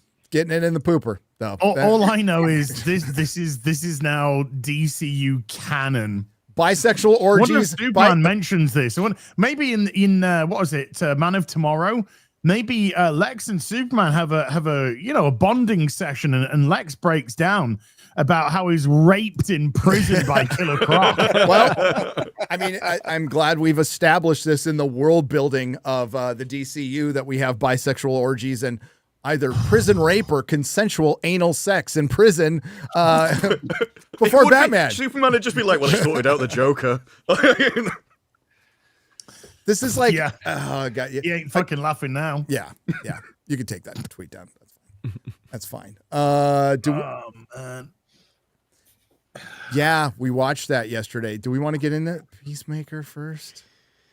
Oh, everyone knows what happens. The only show that you'll Everything have you bisexual orgies, full nudity, cocks, hairy vag, the most foulest of language, but in racist world where it's idyllic and clean and everyone is polite and nice, like South because Carolina. James Gunn just sort of said, if we did segregate the blacks and browns away from society, everything would be amazing. That's a hot take there, James. Sir, you want to hold on to that for a New York minute? Face. They won't say the word magical society of the magical society of society. The society of races don't use racial slurs. How interesting. This came so up, by the way, funny. with Boys Season 2 with the hyper super Hitler-friendly racist star. What the fuck was her name? Something evil. Stormfront. That's Stormfront. Stormfront. Yes. Gender swap Stormfront. Gender swap. If you remember, she I'd have fucked the shit out of that Nazi bitch. Didn't matter what she looked like at that point. Didn't need it. We just wouldn't talk about politics or talk at all. It's fine. Well, Homelander got her to jerk him off when she was in the hospital, so yeah. The American Society of Magical Negroes. I was late with that, but there's a sequence where she goes on like a racist spree of killing everyone who's not white and stuff, but the most she'll say is to an Asian person, it's like, you're yellow. Like, oh, you sure got him. Yeah, that's exactly you're good at maths. She was like best buddies with Hitler in canon. Politically correct racists, that's my favorite. That's what I mean. Like, people celebrating this for being so, edgy and aggressive and like real or whatever. I was just like, this is fucking cartoon racism as far as I'm concerned. Everyone's just like, oh my God, it's a black, get him. that actually would have improved it, to be fair. Who's celebrating this? People say this is all these James Gunn DC stan queers that are out there, all of them are like, this is so brave and needed right now because this is what's going on in America. It's like, what as a leftist who is fucking a transgender furry just assassinated Charlie Kirk. But yes, oh my gosh, guys. I fucking hate these people. I fucking hate these lunatics. I fucking hate these weirdo DC fans that just love James Gunn over this shit. Nobody's watching Peacemaker, by the way. Absolutely nobody is watching Peacemaker. And this is predictable from the second episode, basically. From the first time we saw this alternate reality, we sat here and said this is exactly what was going to happen. I think I even predicted exactly how it was going to be revealed by the fat black woman walking down the street and people freaking out. You did. Right? And you said someone would You point out and go, a black. That Yes. is actually what you said. I literally said that that's what was going to happen, and that's what they did. And I don't understand. I mean, I do understand, but I don't understand for people like James Gunn or people that want to tell these stories about how awful this shit is, why you make the world in which black people are not part of society. I don't know why you make it so idyllic. I don't know why you make it so perfect for everyone else. I don't understand that need. It's for the gotcha. It's for the gotcha to Peacemaker, but it's not. It's a gotcha to Gunn. It is. He just doesn't fucking realize it. And he doesn't realize it, by the way, because if you think James Gunn believes any of this leftist shit, I've got fucking magical beans to sell to you. Okay, he doesn't believe in any of this fucking bollocks. This was a man who was making tweets about fucking kids touching him and shit like that, right? You don't think that means he could be a leftist? What? Ryan, I stand corrected. Rather than hitting him, I stand corrected. On the specific, like whether or not he fully believes it, I just think that any edge that's left in that man is fucking gone. This is a sponged like take on all of these boring ass broad takes that he knows are just trying to have mass appeal to the audience that are built in. He spends all of his time online. He knows what things to hit on, and he's heard the criticism, by the way, that this was like soft as hell for a racist society, and he said he wanted to make it as comfortable as he could for the actress. Like what's then why do it? Then why fucking do it? If you can't, you're this thing called acting. Yeah, you're a professional. You're a professional pretender, and you want to make it comfortable for the actress. So you want to have a really nice racist society. That explains why his wife is fucked by everyone in the show. He just wanted to make her feel comfortable. Sorry, MauLer. Well, no, I'm with you on that. The only thing, because I hadn't seen any of these episodes, but I decided for the sake of Gary, I would watch the latest one, which happened to be this Gary. One. What which, by the way, you guys have to imagine how fucking funny this was. This was the only episode I've seen, and it's just like, the world is racist, run. It's just like, what have I missed context-wise? But not much, to be fair. Like when in Loki season 2, where you told me to watch the first and the last episode, and you wouldn't miss anything. I did, and as I didn't, I knew everything about the plot. Here's the plot of Peacemaker to date, MauLer, just to where you are. James Gunn's wife's a whore.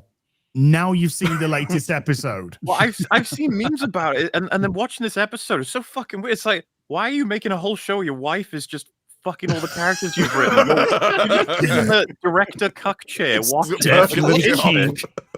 think we found his king. What's with the close-up shots of her getting so emotionally invested in people who aren't him? I'm just like, why would you do this? They've spent you missed the Rick Flag one as well, mate. They've spent the entire season telling you something that you knew about Peacemaker from the Suicide Squad, but these are all awful, broken people. That's been the whole point of it. It's also been, this is 3 episodes of content stretched over what now, 6? Typical streaming show. It's not an excuse for it. That's what they do. These are all written and directed by James Gunn, by the way. These last 3 episodes, he said, are his favorite thing he's ever done in the DCU. Favorite thing he's ever done. The man's lying again? That's crazy. Yeah. Yes. Because you said, like, as episodes go, I thought it was crap, but I did enjoy watching Robert Patrick stab people with metal implements. That's good shit. Like, it's always nice to see him back doing anything, especially fat people. It's just amusing on another level, you know? When he stabbed the guy with a knife, were you not watching? Oh, sorry, I thought you were having good at me. He stabbed an economist in the house. Yeah, in the hand. He threw a beer can at his head and knocked him out. I just like seeing Robert Patrick. But yeah, the thing that struck me majorly about it, there's so many back and forth. So I was just like, fucking hell. Because especially after Alien Earth, it's shocking for me to feel like this is still written by a child, right? But the amount of fucks in the show for every single sentence, but back and forth and back and forth. I don't even know if it was improv or did the script actually look like that? Bro, the whole thing is improv. That's one of the problems with this show is all of the conversations between the characters, it's all improv. And you can tell because of all the not outtakes, but like alternate scenes that they have at the end of every episode. Every episode, there's another little joke, like an alternate take from a scene that they didn't use. And that's one of the ways you can tell it's all improv, which Isn't I that think it's normal fine to with have some stuff because you never know when it's going to work and when it's going to hit really Sure, yeah. well. Right. But it seems like that was just the strategy for this entire thing. It's This is just a waste of time. overbearing, right? Like because James Gunn's already said one of his most like favorite scenes ever is when it's when they're having their heartfelt chat, fucking Peacemaker and hardcore. Hardcore. Yeah, the wife. Hardcore. And I was trying to like pay good attention because it's like okay, this is apparently one of his favorite scenes. Let's see what we can pull off here. And it's like, dude, what the fuck is going on? The letter was bullshit. It was fucking heartfelt. Fuck that shit. Fucking forgave you. Double crossed me. I saved your goddamn life. You fucking know that. I was just like, By the way, he said saved your life from a cyborg, not cyborg. Sorry, that's just for the Twitter people who got mad. They got really angry about that for some reason. I saw your tweet about that. I'm like, I don't think that's what they're saying, but No, I didn't think it was like fucking cyborg, but it was just like this was the introduction to James Gunn's A Cyborg and the James Gunn's verse, and they harpened cyborg. So I went James Gunn's cyborg, and then, fuck me, people lost their fucking tail. I thought it was hilarious. Oh, DCU fans lost their mind. I know, crazy. Huh? But they're not DCU fans. They're fucking weirdo freak. She's my favorite character in the show, though. Well, because she's hot. She's fit. She's hot. She's fit. Oh yeah, she can't act. Rick with Flag the shit. Senior's about to fuck She that doesn't pussy look like too. a fucking cyborg that's 50% fucking mechanical parts, but okay. Rick Flag's about to tap that. Yes, he is. More power Why to him. not? Well, he needs to get How that old is he son's supposed to be? death frustration out of his system. Rick Flag How old Senior is or Rick? Yeah, Yeah. senior, because he has a full-grown son. It's like Frank He Grillo's looks been the the same best thing age. about the show. Yeah, like He's about, I don't know, 45 or 50. I think he's supposed to be older than that because Joe He's in Kinnaman his obviously 60s. played Rick He's Flag. in his He's 60s, yeah. Frank Grillo's like 62. Now Joe Kinnaman I think is only the 14. ages are actually really close to working out. Actually, It's between close them. enough to where it works out, but they could have done a lot more with that and didn't. Like again, some kind of funny things happened in this. We find out that Vigilante, of all the criminals he captures, he gets the drugs and he fucking keeps them, and he keeps all the money, even though he claims to be broke because he doesn't want to use the dirt money, which is funny. And when they all started grabbing the money and shoving it in their pants, that was kind of funny. And that then, was amusing. I didn't laugh, but it was amusing. it was amusing. The genuine funny part was when Vigilante meets himself in the other dimension, and he's just exactly alike, almost exactly alike. That was pretty funny too. But it took him so long to set it up with his fucking random crocodile facts or whatever bullshit they were doing. That was improv, by the way. I'm guessing nobody really cares, but if Germany took over the world after World War II, how the fuck did everything end up almost exactly the same? Well, I mean, I don't know if it's Germany took over or if it's ideology, which is You're not supposed to think about it, MauLer. You're just supposed to go with it. it isn't, but it's a nod to Earth 10 or Earth X. So we're Potentially, yeah. I mean, Earth X is Earth. I'm sure Disparu remembers the Arrowverse. Earth X Supergirl one. yes, yeah. Well, who here remembers the Misfits episode where they did this? Anyone see that? They had a whole I've fucking seen show Misfits. I about can't it. remember Man in the that High one. Castle. Yeah, it's when, and the funny thing about that is there were Nazi memorabilia and symbology is everywhere. It's impossible to miss. But this show, they somehow only have it on the flags that no one can see. It's like, Yeah. that was a really great twist, James. You didn't have to fucking break your back to make that happen at all. In the household, there's just no imagery whatsoever that has anything to do with swastikas. I was like, oh yeah, of course. And of course, Peacemaker. There wouldn't be a fucking flag anywhere near the Peacemaker household, would there? Not one. And of course, Peacemaker just doesn't notice anything. He doesn't notice that there's no black people. He doesn't notice. That's great commentary because he's so Well, maybe he doesn't self-centered, see Ryan. He didn't notice. Harcourt's there for 2 seconds and is like, "Didn't you notice there's no people of color here? I was looking for a black man to fuck me and I couldn't find one." everyone else had fucked me this show. So I was trying Okay. The thing that's fucking retarded about that is that there are areas that are like that. I mean, have you ever been to Portland? It's pretty much fucking white people. Well, okay. So get the clip, Lady Greymaster, of the final scene. It's out there somewhere.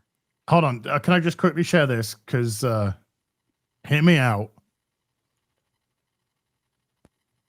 We all would, right? Yeah, this is one of the problems with this kind of thing. If you're going to make an evil empire, don't have them be hot. Like, Exactly. there's a reason why like, evil can you people in keep the shows are supposed to uniform like, on? degenerate. I mean, she's Right, hot already, though. What are you gonna do? Yeah, Yes, she's Yeah. hotter than an oven. they still should have given the skirt back though. Crisis on Earth X was cool. I thought it was cool. Anyway, you had Nazi Green Arrow, you had Reverse Flash who was helping them out and shit. Yeah, I think the crossovers were well done. I certainly think they're anything better than what we get now. Anything that James Gunn's made, I would take the crossovers any day. Look, instead of an S, the SS, that's fucking genius right there. Bro, the Nazis came and interrupted Barry and Iris's wedding. Just fucking stormed in and everybody starts using their powers. Yeah. But still, Nowadays, like, it's James just, Gunn shows this really happy and idyllic world, and it just You so get happens to be everyone's Nazi polite, America. Everyone's nice. Everything's clean. At least Our Earth X borderline- at least looks like a nightmare, right? It looks like a dystopian future that's just controlled by Which is powerful obviously people, what you should right? do. And I'm sorry, I just think this is so fucking lazy to me. He's like LARPing as a writer. It's like it's all Nazi land, but I couldn't be bothered to change anything significantly. It's just like, oh. But every time even the we see- comment at the end is hardcore going, "This is your perfect world." It's like, yeah, them believing in that doesn't make it less of a perfect world. Like, it's still a nice place to live in. Everyone's happy. There's all family people everywhere. There's no crime or anything. Well, we are about to see like cages full of black people. That is I going was to be about to say, yes. Now that it's been revealed, it's going to get catastrophically worse instantly. Well, are there And- cages or are they dead? We'll find out. But No. They're all in prison and they're doing work and shit. That's Okay. what I Yeah. predicted initially. I still think they're going to do that. Yeah, That's yeah, why they said yeah, one yeah. got out. Definitely Yeah. So, You know, and they didn't even. So what's the problem? I'm joking. so Your content's not going to let's- pick itself. because this is going to get clipped later because we're going to get hit by WB. Save your commentary until the And clip- Reddit. And definitely Reddit. Hi Reddit. Hi retarded. No, somebody They can't joke about this. No. When I mean the American Nazi flag thing's going to get shared forever. But before we get into this, James Gunn knows exactly what he's doing here. All right, so he's going after some low hanging fruit, and then he's going to go, What's the matter? Everybody hates Nazis, right? I'm totally not insinuating half the country is still Nazis, right? I do wonder if this kind of fan base do that for me. Yes, That's what absolutely. it is. And he knows damn well. Obviously, this show was made months ago. Like what happened a couple weeks ago with Charlie Kirk and what's happened since then. The show is already in its release. All of this stuff. Yeah. But holy shit, the timing when it comes to this could not be worse. Well, we're going to talk about timing a little bit in our next segment, but about bad timing. Yeah, but this is an idea where it's so unoriginal. Russell T Davies beat you to it. Yes, and he is renowned for stealing other people's ideas. Yes. And so Middle Earth Mixer tweeted out just that picture of the Nazi American flag, and he just put Reddit, and it's like fucking chef's kiss. So save your commentary until after the clip because we are going to have to clip this out, obviously. But let's go.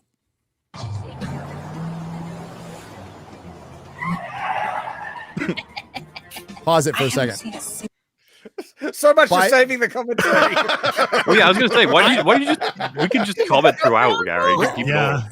Well, but you'll miss all our great commentary. But this is why you got to watch it live. So you're right. I forgot You to won't need say. to cut it at all. Yeah, just Yeah. play 4 seconds at a time. You'll be fine. Okay, Who so walks I in just the want. room and goes, doesn't seem to be a lot of black people in here. Who even Rewind it a little bit. So this is You're what racist if you don't, as you're racist if you don't. So apparently. this is what happens when the first bus arrives at Martha's Vineyard. Just want to point that out.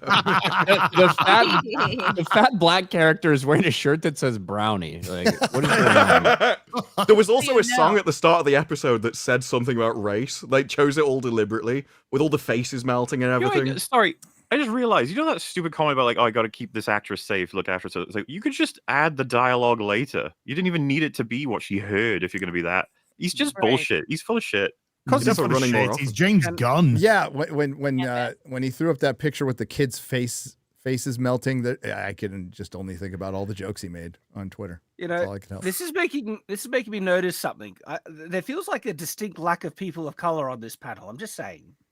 Hey man, X-ray what color we am have I? such a good You time here. racist? Hi. You don't know. I thought Asian people. Never mind. Look, we're all the different shades of white. Very diverse. We're all Right. pink It's like on the Clarkson's inside. farm. There's every different type every different type of Middle-aged white man. 60-year-old white man here.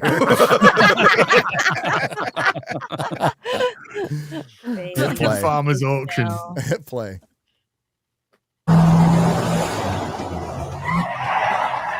That's Ryan in real life.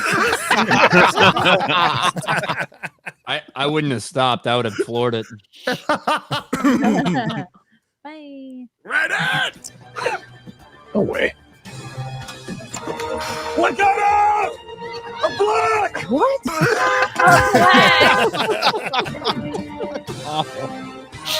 This is actually really funny if you don't tell people it's an alternate universe. Dude, I'm listening to so many future videos now. This Her is the shirt most says unrealistic brownie. part. Hit pause. This is what a black leftist thinks the world is right now. There we Yes. go. Oh, the big reveal that we totally couldn't tell when they showed the really awkwardly folded up flag at the end of the episode. But you didn't hear it, but Harcourt said, "Haven't you noticed there's no people of color here?" she says Nobody would say Peacemaker that. replied saying, "That's a very odd thing to say. Why would you say Well, that?" so this no world that they're actually currently in wouldn't have evolved to even have that as a saying. So for No. all we know, that was like just as racist as anything else. So she walks past someone, they're just like, "Hey, Yeah. you know, we like all of that too." I mean- She'd be like, What's kind of weird about it is there are places in the world where there isn't a lot of people of color. I live in country Australia. There's not a lot of people of color around here. And hey, are we supposed to kind of notice it? Is this what this is trying? If you don't expect to see people of color wherever you go, you're racist. That's the point. 100%. Yeah. 100%. On your People's life. commentary on this is that Peacemaker Chris is kind of racist himself. That's why he hasn't noticed. Yeah, that Like, was he- actually Russell T Davis's argument in Doctor Who. Is if you didn't notice, why didn't you notice? And you Yeah. should Yeah. do the work to think about that, Yeah. about why you didn't. It's like, yeah, because it He's was a filmed good in ally. Wales. I wasn't expecting a lot of it. Yeah. When I was in country Britain, I didn't see a lot of people of color. I was like, that's Once you moved out of London. Yeah, I was gonna say, yeah, what- once I left, He has Until a he- friend until he who's went a to- person of color, then but you that must have doesn't been in mean the anything. country, yeah. You know. I was in Till the we country, went to yeah. Oxford, where there was university. Were you in the Cotswolds Hey, man. there, shared by any chance? Wales has plenty of colorful accents. Very musical and accents. spellings of words. Yes. All right. Good castles in Wales. Yeah. Dun dun dun. Duh. How is this not cartoonish? That's such a fucking retarded line. Oh, it is a joke. Oh yes, here we go. Fuck him up T1000. What happened?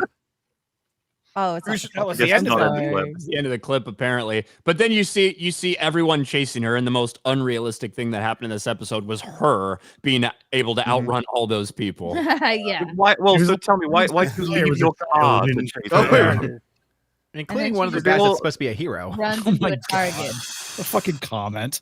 Jesus. And how come So like dumb. 100% of these people, except that one woman that drove past, are willing to personally chase her down, but that woman wasn't? Yeah. I want to know why one of the heroes that Yeah. exists in this world is like calling for everyone else's help for one fat black woman. And isn't Like, fast enough to catch her. Why doesn't he just get a gun out and shoot her? Wouldn't that be the Well, maybe reality of it? I think they're workers. You don't want to waste the slave labor there, Az. You got to get Yeah, them. like you said, one got out, right? Very clear. Yeah. Yeah, you want to Yeah, he recap did. them. But He did. wouldn't it have been way funnier if they all just had nets already? Like they personally Yeah, breaking Net Prince of gun. Black. Like, tranquilizers. Like Planet of the Apes, like they're a there fire- charging them down like on a fire horses. blanket. Like a little fire. Yeah. There you go. That's good. That's But no, yeah, it's Peacemaker. just retarded. She outruns them all. And apparently it's supposed to be kind of a borderline scary ending. I was laughing. I thought it was really funny when she's Tasting running. myself Is it- laughing. Tell me, is it not a comedy shot where she comes over the hill and then all the people are coming over? It's like a Monty Python sketch. 100%. Is he trying to be like Yeah. Twilight Zone? Is that what he thinks this is? Well, I think he was still trying to be funny about it a little bit, but it was I think it's just intended to be funny. yeah. I think it's supposed to be funny, but those Yeah. people's names are supposed to be scary and shit. I was like, oh, come on. Well, ever since Chucky said, I may be a murderer, but I'm not racist, I'm like, I'm not sure what's supposed to be serious or not anymore. He's not a monster because his son's non-binary. He's like, what? You murder people, you little tosser, but misgendering somebody in your eyes God, is that's bigger. far worse. Holy shit! Yeah. To the left, they might think it is. I mean, worse. we questioned how on earth a couple of weeks ago could happen, and then you listen to how they try and justify things in their own mind, that murder is less than fucking misgendering, and you're like, yeah, wait, I think it's all beginning to come together, and how how much lunacy is going on right now. Pretty much. Words of violence. If you don't, use someone's pronouns, you're killing them effectively because you're denying their identity, and you don't want them to live by not, buying into living in the real world. Of reality. Yeah. Do you know these are the same people that think that what happened to This is the same people that thought that what happened to Jimmy Fallon was violence. Yeah. But not. Jimmy Kimmel, but not what happened. I understand why you mix them up, though. Yeah, they're all the same. All those white guys look the same to me and sound the same. Yeah. That's the big one. From like a world building thing, they didn't even need to do the Nazi thing. They could have this ultra racist society and stuff like that. Still the thing, by throwing that Nazi swastika on the flag, it just messes up any kind of way that world's supposed How else would I they have been expected able the to... Confederate flag. Well, how else would they have been able to signal to the fucking spasticated leftist weirdos from Portland if they didn't put the fucking swastika there? I think he's deliberately going a bit further than that. It's like it's what Gary was talking about earlier. He's given himself some plausible deniability. He's like, I've made it absurd, right? Yeah. It's absurd. Everybody hates Nazis, which they do. Yeah. I mean, never mind. Just ignore the fact that we never call out communism ever. But yeah, I was thinking the same thing. Yeah. No, if they wanted a reality, it would have been a hammer and sickle and not a fucking swastika. If you wanted some reality there. Well, I'm fine. Like, do Earth X, do the Nazi world. Then I want the commie world. Super Mad Red Sun. We can do that. Then we can have the world where trans people are shooting each other or shooting other people. Yeah, where's that? Oh, hang on. Isn't that our world? Oh, sorry. Yeah. The current world. Yes. That's Earth Prime. Earth Prime. Are we really on Prime as? Like, I feel like we're on We're some clown variant. We're on Yeah, I think it's pretty clear there is a multiverse, and we are not on the Prime world. Okay, let's just. I love it when long ago. Like, would you want to risk a re-roll of these? It's like, yes, yes. Yeah, re-roll the one on our world. We're the world where black uniformed Supergirl comes and she goes, "Look, I may be a nut, but I'm not a monster." And goes back home. I might have been responsible for the genocide of millions of Jews, but I'm not a monster. Right. Wait a minute. There is unfortunately some people on Twitter that might agree with you right now, and that's the frightening fucking thing. Yeah. It is. It is oh man, someday we can get in that conversation. It is a very strange time for Hollywood because they are split. There's a conflict, I think, going on overseas right now that's caused a lot of division, and a lot of people are signing petitions on either side of it to refuse to work with Israel or work with Israel. And that's going to create a little problem in Hollywood, considering who signs all the checks. Yeah. But I'm not supposed to bring that up, apparently. But show your book. I should. Okay, before we get into bad timing, let's get into some worse timing because this is where I'm going to push. We got to close out today. It ends at 11 p.m. Central. So the final days of the pre-order for my book, Waiting for Nerdrotic. I've got mine. Yeah. I got mine. Final hours. Go get. Elevator pitch, hopeless drug addict fucks up and accidentally finds success later in his life. There you go.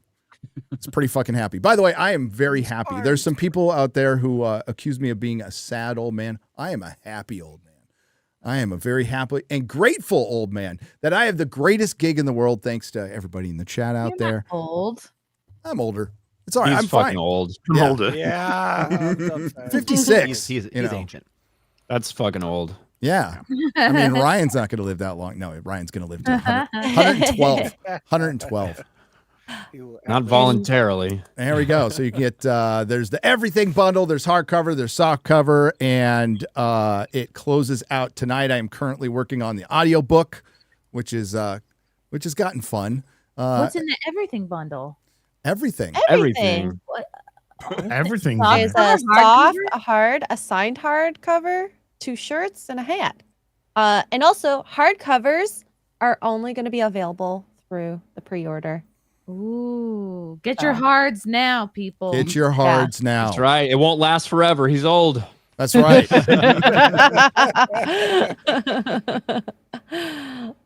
Sound like my wife. Oh my god! Gonna need some of those blue paracetamols. Can I just say maybe something that could help? Get your hards. For all the people who have bought it, thank you very much. I really appreciate you checking out the book, and I hope you like it. You can get a lot of laughs at my expense, but it's not super happy in parts too. It's kind of a bummer. But the one thing is, I had no intention, and it doesn't glorify what I did in any way or glorify drug abuse. I try to show like the horrors of it. Cancel my order now. Yeah. Horror. And speaking of bad timing, due to the events, Charlie Kirk's assassination for his speech, by the way, his assassination, Apple TV, by the way, to my great disappointment, to Disparu's disappointment, because I'm sure, well, I don't know. Was anybody else going to review this? Because I was going to review. I was looking forward to every episode. I don't have Apple TV, so. Well, now I would have helped to find it. I was going to watch it. You know, we had that. The one good thing that came out of the last couple of weeks is everybody started canceling Disney Plus and Hulu, so that was pretty funny.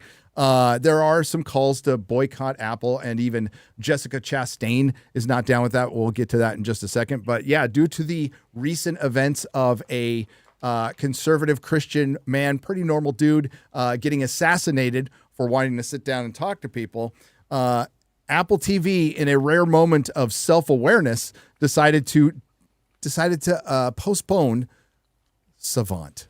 Now, if you aren't familiar with Savant, it created a meme overnight, and it is based on a Cosmopolitan article about a woman who caught a grand total of 2 people in a hate group that basically a middle-class Karen went online and looked searches for hate groups. Now this one's going to be, because it's Hollywood, they trumped it up a little bit, and she's going to be hunting down hate groups, but they're all from one side. They're all from one side. It is. In the clip of the show that they've released, one of the reasons she thinks someone's about to commit violence is because he starts selling stuff on eBay. And people are like, do you have any evidence about why you think this is it? It's like, that's why we call this the Savant. Basically, she just guesses and just thinks that people might be doing something. Holy shit. They sold some Lego recently. If you actually read the Cosmopolitan article, I did. I did as well. It starts off where she finds this one dude, gets the FBI involved. And odds are, because what we know about the whole Gretchen Whitmer thing, is this dude probably got groomed by the FBI to go and try and commit this atrocity. So odds are he probably would have done jack shit. To go back to the eBay thing, then I'm in trouble because I buy like the most racist comic book covers you could possibly think of on eBay. That's pretty much all I've been buying. So I'm on a list somewhere. Apple TV has postponed the release of The Savant, its upcoming thriller series starring Jessica Chastain, an investigator working to prevent domestic extremism. The move comes amid the aftermath of the assassination of Charlie Kirk. Now, where it's become very obvious which side is fueling the domestic extremism. Timing's and we could tell from like the social media posts that were visible in the trailer that they posted. You could tell from who they were showing. The villains were going to be all Christian, conservative, right-wing, straight white dudes. Like that was going to be, because that's the only place any domestic extremism comes from, according to Hollywood. That's the message that they were going to push. And with the rampant left-wing violence that we've seen, really for years, but obviously it's come to the forefront over the past couple of weeks with some pretty high-profile stuff. obviously they were like, we can't get away with putting this out right now or we will get absolutely crucified. Yes. Wow. I mean, I was expecting it to be bad. Now that they're pulling it, I'm wondering, okay, how bad really does this go? Is there like a Charlie Kirk, surrogate or character, insert in this thing or something like that? Like, I'm feeling they must have done something. I don't know. I think it's a possibility. I personally don't think so. I think the reality is it's so fucking divorced from reality. That's, I think, the biggest issue. I think they're like, this is it's probably a really bad time to push our all domestic extremists, our right wing show. Yes, exactly. I think that's more what it's about.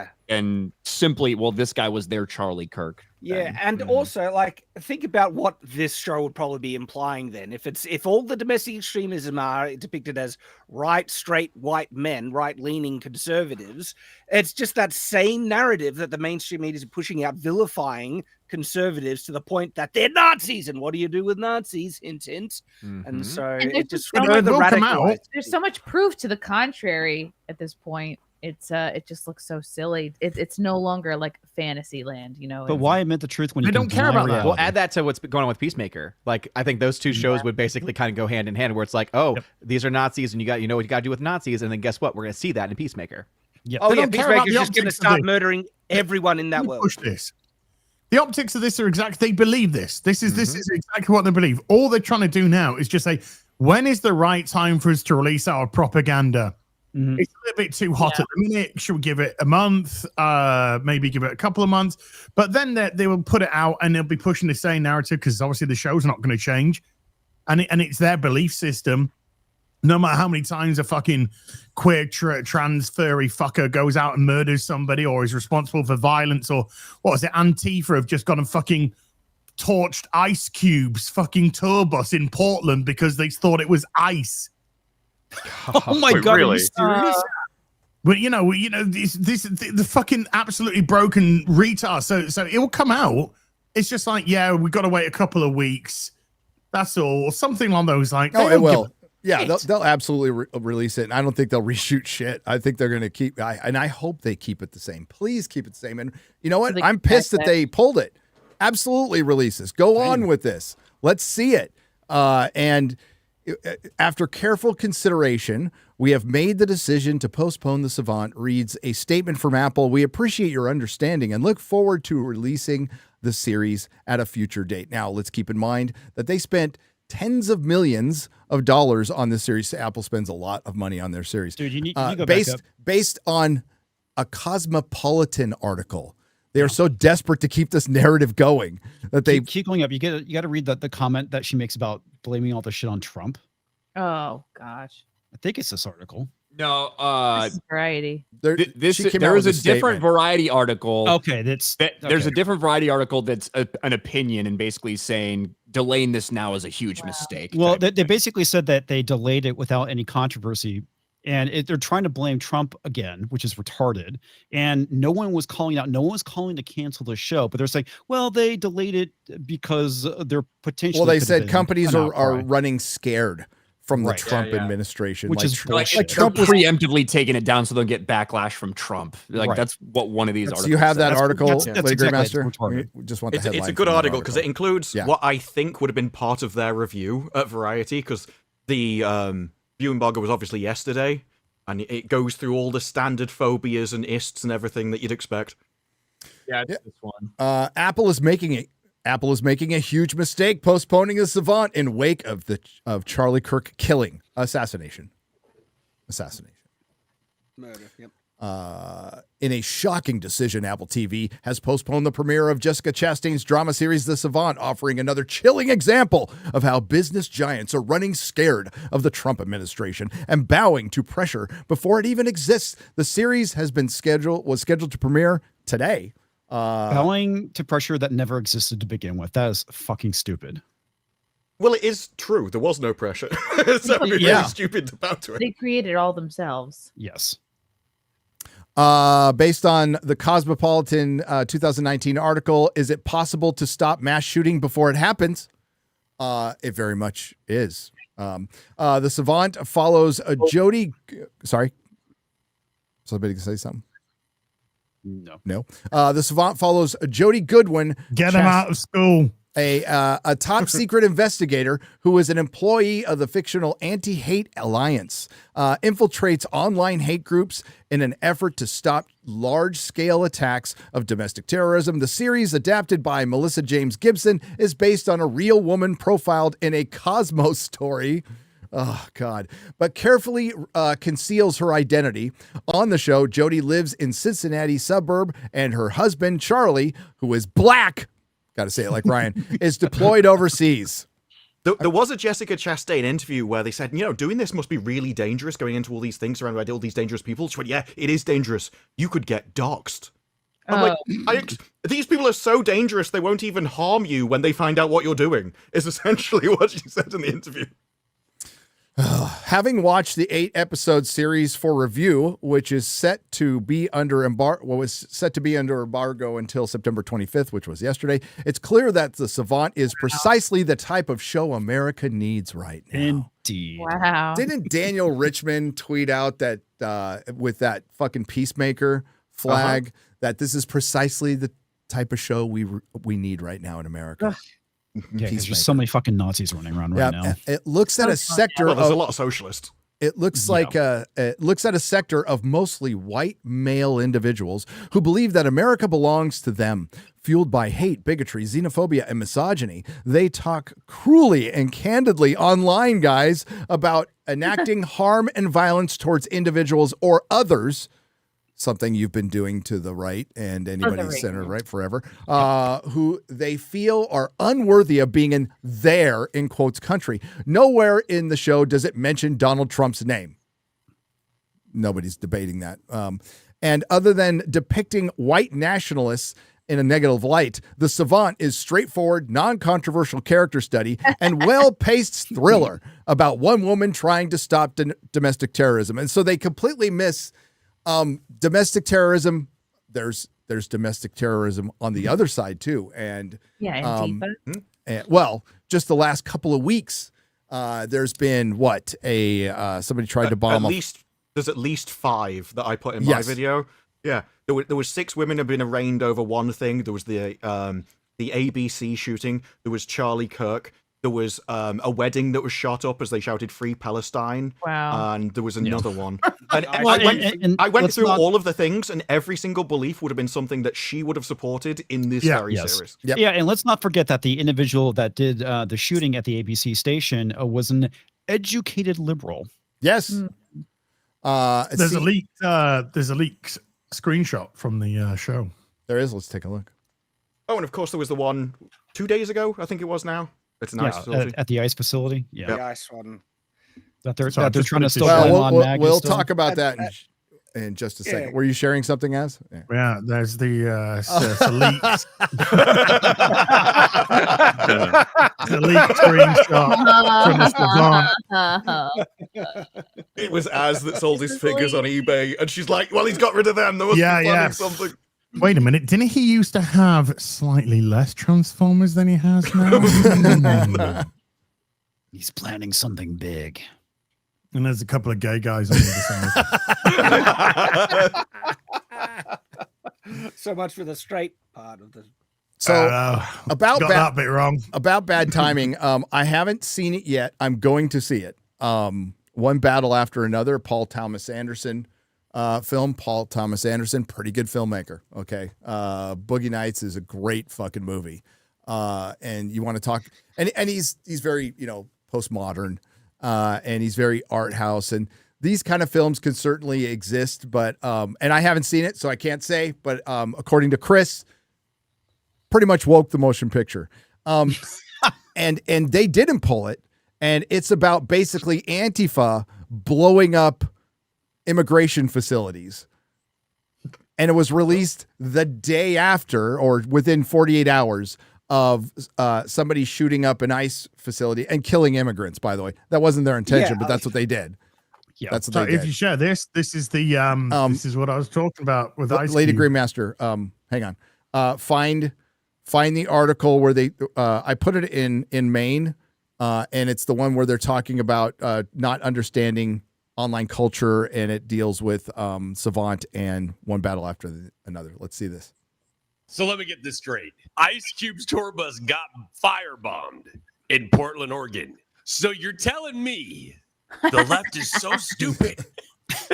The ice on Ice Cube meant ice like immigration customs. This cannot be real.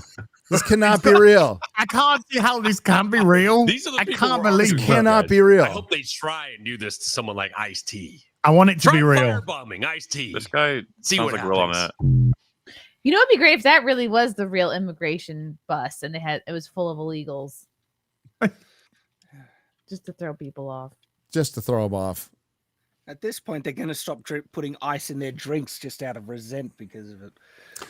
They're going to replace ice with Tylenol. So this is concerning timing from Hollywood Reporter, Critics Notebook. Film's failure to capture online life has never been more glaring. Current events continue to remind us that millions of young people are living much of their lives online. You can see where they're framing this, by the way. More movies should reflect that reality. We need more of these movies. So I saw Eddington. Eddington was a fucking hot mess. It started out pretty good because it was pretty critical of both sides. There's some highlights in there. Yeah, It's a weird movie. Yeah, it's a weird fucking movie, and then it just goes off the rails at the end.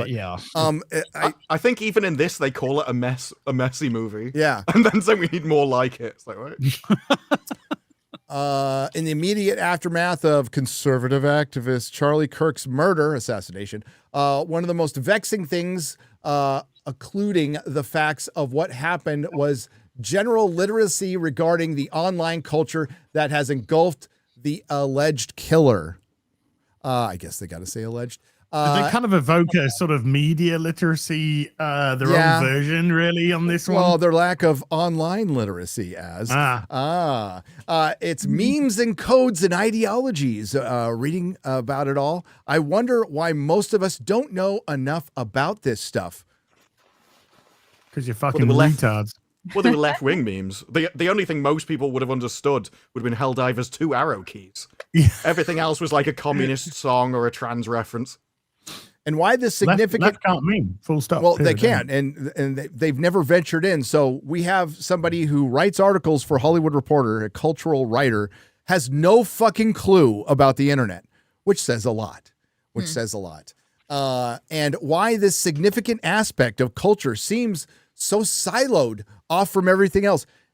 It's not siloed. It's the internet. You can go to it whenever you want. Yeah. You can see it for free. It's not in a theater. It's not on a streaming service that you have to fucking pay for. You can go for free and go find out. Go research. I mean, you're a fucking writer for a supposed news outlet. This summer, the internet, Gary. It's on your phone. Scroll down to where they talk about gamer culture. Sorry, go on. There was one of the, I think it was in one of the paragraphs that's just gone, but they actually say, when you say siloed off, what they mean is from media that they've previously been in control of. So mainstream media, films and movies. Go up and find that. I think it's just all jumped. I have no idea. Like, I think you highlighted something. Yeah. It was, I think it says atomization at one of the start of the paragraphs. Such atomization is a metastasizing problem. Such atomization is a metastasizing problem. A gap is ever widening with traditional art forms on one side and the vast jumble of internet ephemera. What's those big words? My goodness. Stop it. On the other, the stark distinction used to make more sense. Back when whatever happened online stayed there and everything else in culture was, we determined.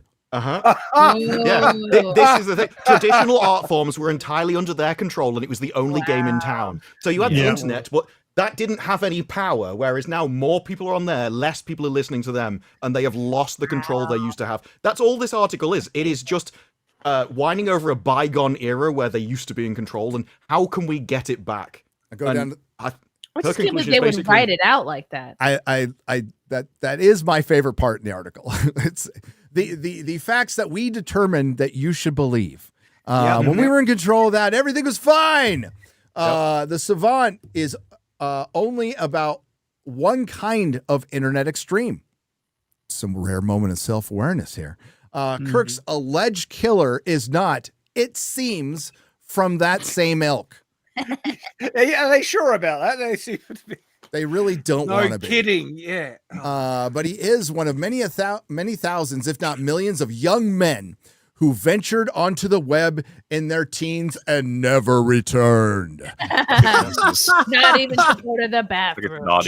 Just men. We can't narrow down the group any more than that. It's just men in general. Not transferring. Well, rewriting Ripley did a great job on Ryan, remember? Yes. That bright-eyed young man. Then he got radicalized. He was so nice and sweet when we first met him at that meetup at Comic-Con, and look what we did to him.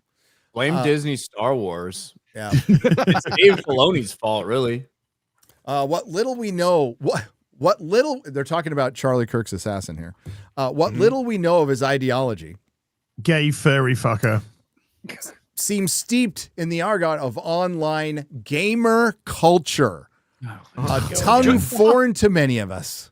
That is just because he put Helldivers 2 arrow keys on.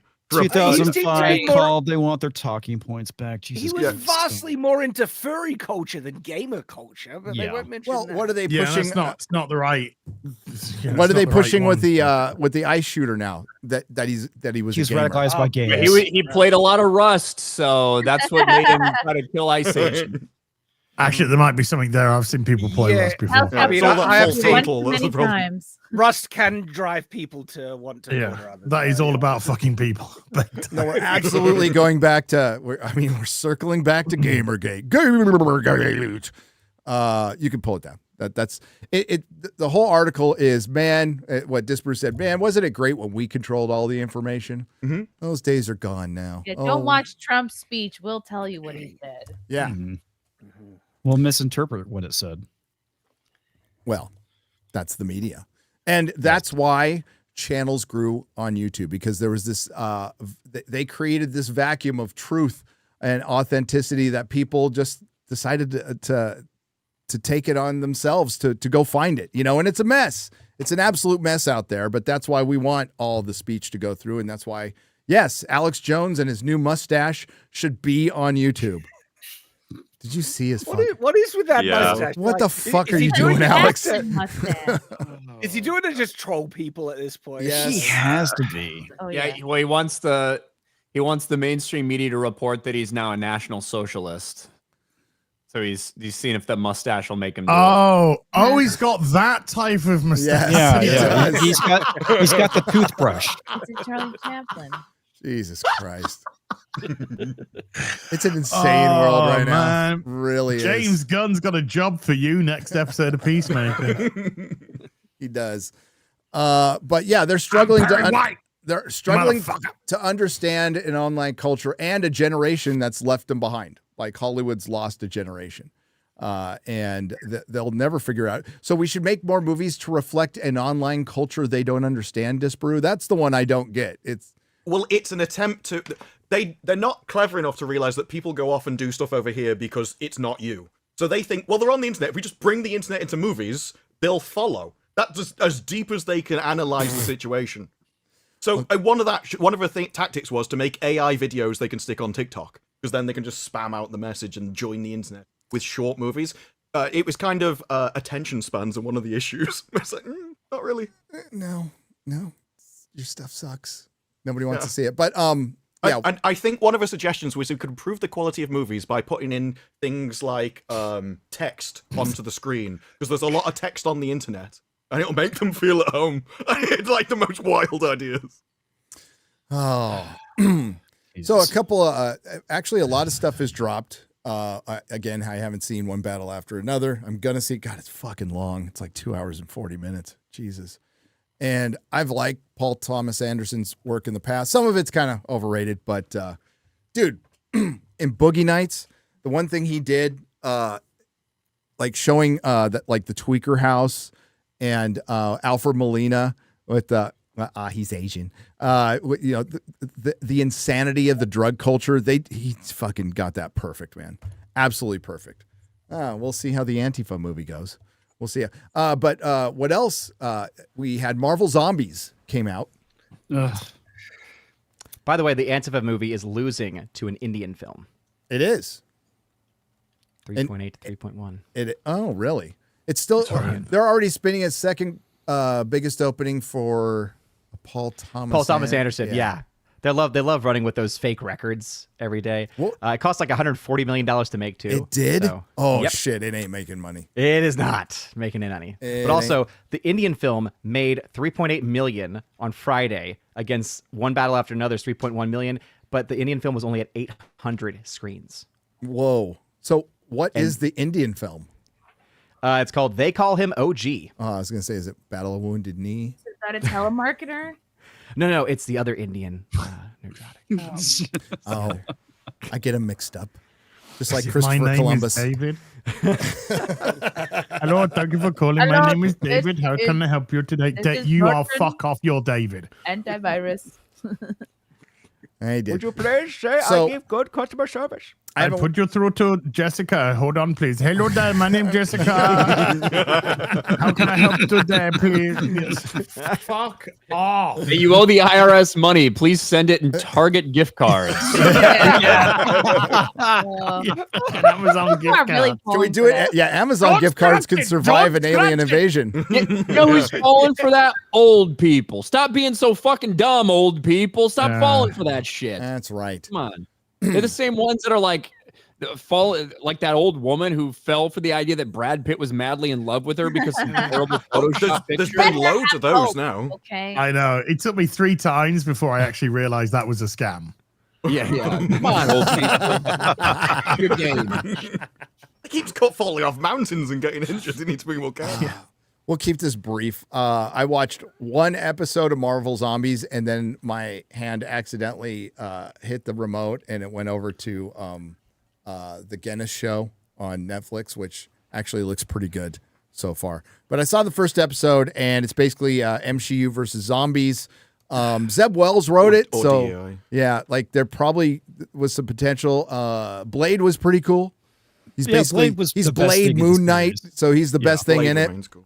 Like But- literally is the best Daddy. thing. And unfortunately, I watched all 4 episods, so I know how So it did I. concludes. I tried to get through the first one. I got to an even worse Russian accent for Yelena. I was like, No. I think I lasted Elena. 5 Guys, minutes by the with way. those insufferable characters. And I as was longer like, than as. I never can't do even it. tried. Can't do it. The entire thing throughout all the series is all the leftovers and hangovers that nobody really cares about in the MCU. There was none Pretty of the much. primary characters. It was DEI heroes all the way down. And anytime you found like one of the white male superheroes, he was either a figure of fun or just crap and humiliated. Afterthought. So, you know, Thor is broken again in this. He started depressed. like, well, he's just been destroyed. You know what he's like? He's had his spirit broken in another fight that he Oh. lost. Over in a He, chair. he like- runs at zombie Thanos and just immediately gets hit by him and falls over and dies.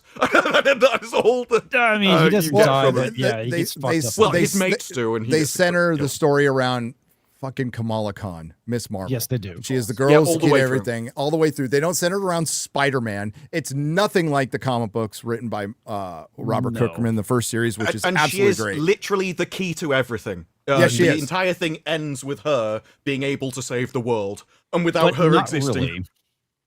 Yeah, she thinks She- she's the she one doesn't to save the get world. her Okay, out of yeah. her out Yeah. of his depression. But it got the impression that if she hadn't been there at that moment, then even the weird ending wouldn't have happened. It would have just been the end of the universe kind of thing. Well, the planet. I watched a much Probably the better best. series finale this week. Oh, I did too. No. Really? Better? Hey, where you going with this? Terminal List Dark Oh, Wolf. I was going to say on the hub. It was. No. Terminal List Dark Wolf put out its last episode this week. It was good. I really liked the series, to be honest. Good follow up to Terminal List. Good setup to the second season of Terminal List. So Yeah, highly recommend if you liked Terminal List a couple years ago. You watch Yeah. Terminal List Dark Wolf. I would say it's not as good as Terminal List, but it's solid. It's a solid show. It's 7 episodes. It's really well done. That final episode was fun with the little battle at the house. I thought that was pretty cool. Little Deus Ex, Deus Deus Ex. And it's a prequel focused on a Pratt. character who we know how it ends, you know, Yep. in Terminalist. So, but for what it was, for it being a prequel like that, which I didn't think I was going to give a shit about it, I was like, I guess I'll watch it because I really enjoyed it. I liked it. I did Tulsa too. King's off to a great start. I did too. What was that? Tulsa King's off to a great start too. Yes, it is. Tulsa King. That first episode was lots of fun. How many people here have seen Tulsa? You guys got to see Tulsa King. Jesus Christ. Not yet. So You good. told So us to good. watch the zombies, the Marvel zombies. Hey, Chrissy, we cover entertainment. We watch everything. I watch absolutely everything. So Speaking of finishing off seasons, I finished Dan to Dan season 2. It was all right. It's quirky. did they find the banana? Did the guy get his dick back? That's yet to be resolved. The final fight was with an alien Poor guy. kaiju that potentially had the second testicle he was looking for. That's the show. I have no idea what you're talking that's about. This is very strange. That's Dan to Dan. It's quirky and weird. So it opens up with a guy loses his dick to a witch or Excuse me? No, aliens. aliens. Yeah, he loses. Oh no, the witch did it. No, as the well. witch. The witch takes his dick, and then the girl almost gets raped by aliens. Right. That's right. Yeah. Yeah. And it's This should have basically been Alien Earth. Yeah. Well, it should have been. We're going to talk about that in a second. But then they team up to fight the aliens and the witch to get his dick and balls back. Yeah, and he's still looking for that last X-Ray testicle. Girl and Kara fucking like we got to watch this show. So I sat down and I've watched this never show. watched it. You were That was my first time. Yeah. Well, I'm blaming you anyway because you made me watch it. No. I'm like, what the fuck are we watching? Animation was good though. It was really good. So their house turns into a giant mecha robot Buddha, and they end up fighting a giant kaiju alien, and that has his testicle, and it ends with a hot alien space girl kissing the main character. Sounds in a weird sort of way, kind of like Fooly Cooley. If Shad wasn't a The Mormon, absurdity. I would have thought he was on drugs from what he just said. That was so random and bizarre. Dude, that's what when I was watching. I'm like, I probably would have liked this a lot on acid. Yeah. But you know what? It was more entertaining than Alien Earth. It really was, unironically. So we've given you options. Like if you're wondering out there, definitely go see Tulsa King.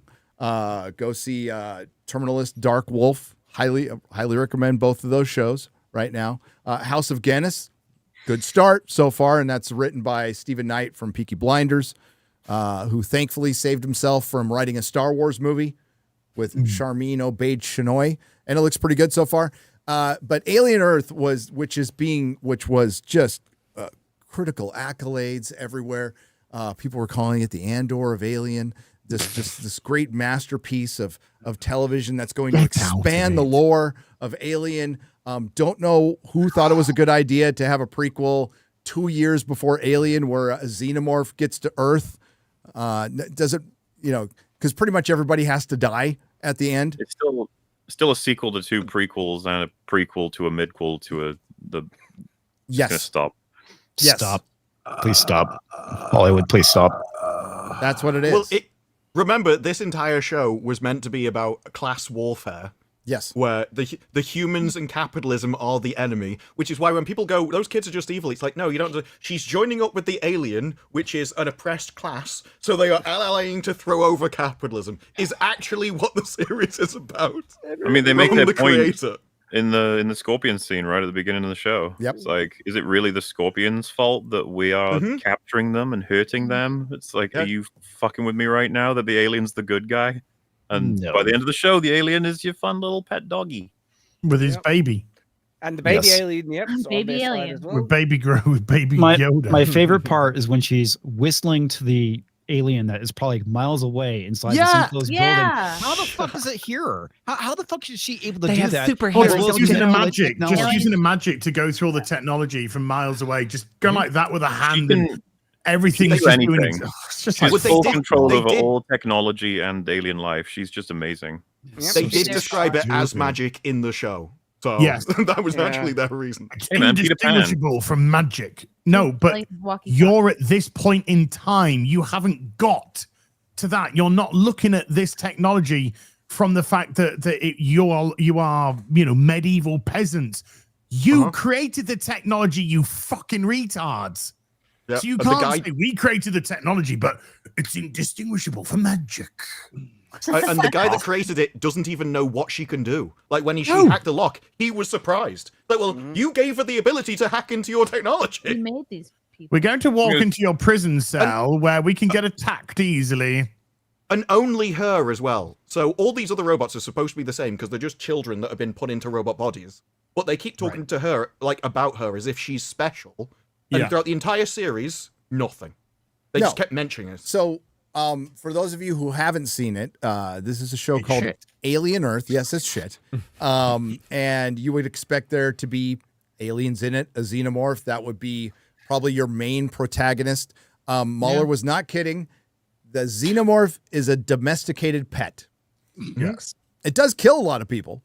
Because it on kills command. On command. And broken. There's even an interview because everyone's become retards and don't know how to use guns. That's well, even when why they shoot at it, they miss it. It's fucking It's like, convenient. where did all the shocking weapons from the earlier parts of the season? Didn't it get shot in the head and nothing happened? Yeah, they mention it's got like a special armor. I don't know why it being born from a lung means that it has bulletproof armor. Wouldn't it have seriously? Wouldn't it be theoretically be softer because it was just a lung? You'd think. I don't know what the fuck the logic is. We've had people in our streams try to explain this. It's like, oh well, the guns in Aliens are actually explosive tipped or whatever. It's just like I don't know what you're talking about.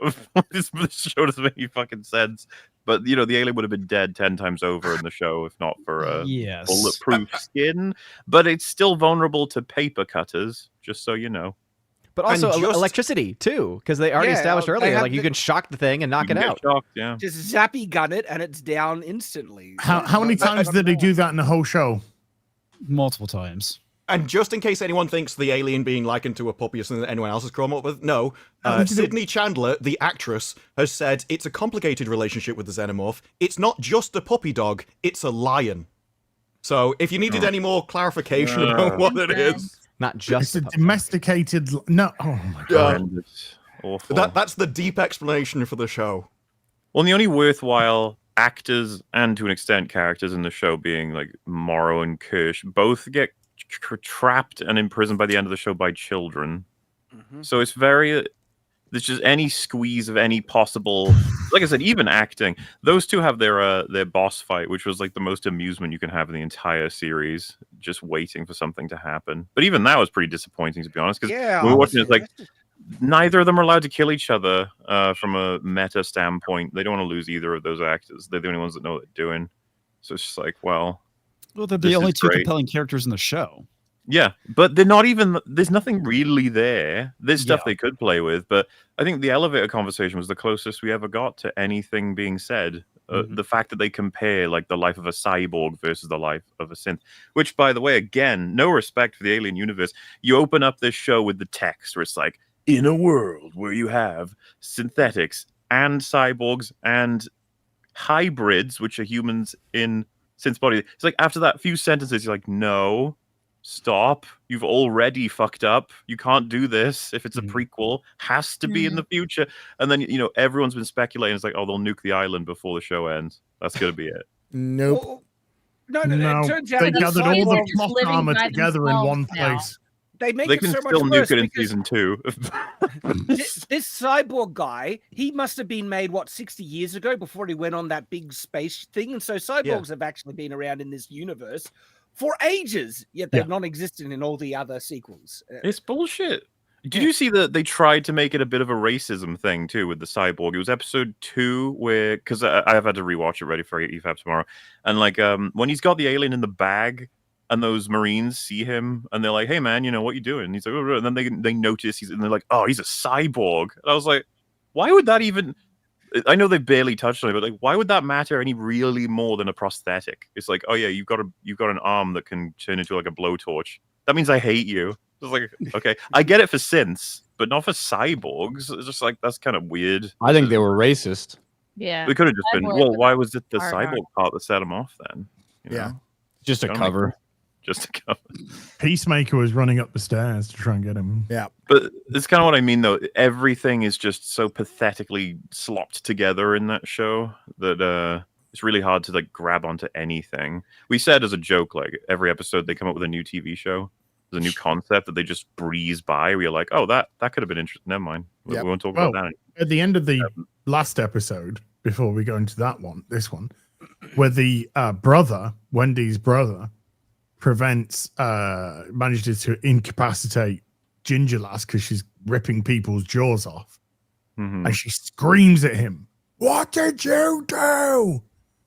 Did you like the way they resolved that? Yeah, she's still alive. No, she doesn't have a scratch. She just got No. stunned. Did you like the way that they resolved the clearly turning on the dynamic of the relationship between brother and sister, completely turning at that moment, and they resolved it by not giving a shit? Yeah. Wait till next season, then you'll get your payoff. All right, you gotta wait.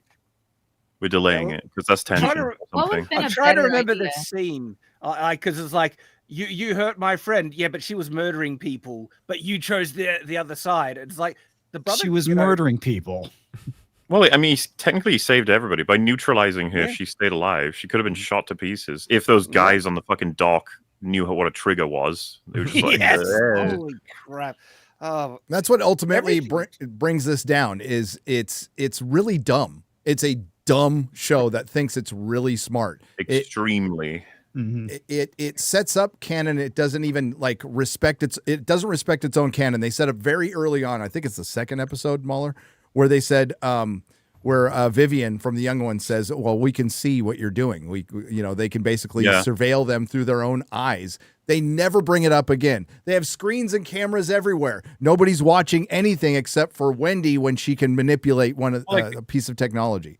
We spent the whole season theorizing that Kirsch probably works either for Weyland-Yutani ultimately or some other company because he's actively sabotaging the shit out of Weyland-Yutani. And then I guess Noah Hawley thought it was a great twist. Turns out, no, all of it was planned. He knew all of it was going to go this way perfectly. He's letting all this company information just feed out into someone, Morrow is just completely off island. That guy could have said fucking anything. He lets him implant one of their workers with an alien and drag him to the beach. Poor low sperm count. That man got bullied so hard. He's returned now. He's back. Because apparently the creature which needs a live organic body to function now just needs a dead organic body to function. And as it passed a bunch of living bodies, it could have to go down to the beach. They had it got to the beach really quickly and teleported. It only needs a fast eyeball. Wait until they go to sleep, dude. There's going to be plenty of people to work with. He's supposed to be the smartest organism on the island, by the way. The eyeballs. My favorite bit is the fact that they built a graveyard in the middle of the pathway. It is for the kids. It's in the middle of the fucking pathway because they had to go through the graveyard to go to the other side to carry on fucking walking in the jungle.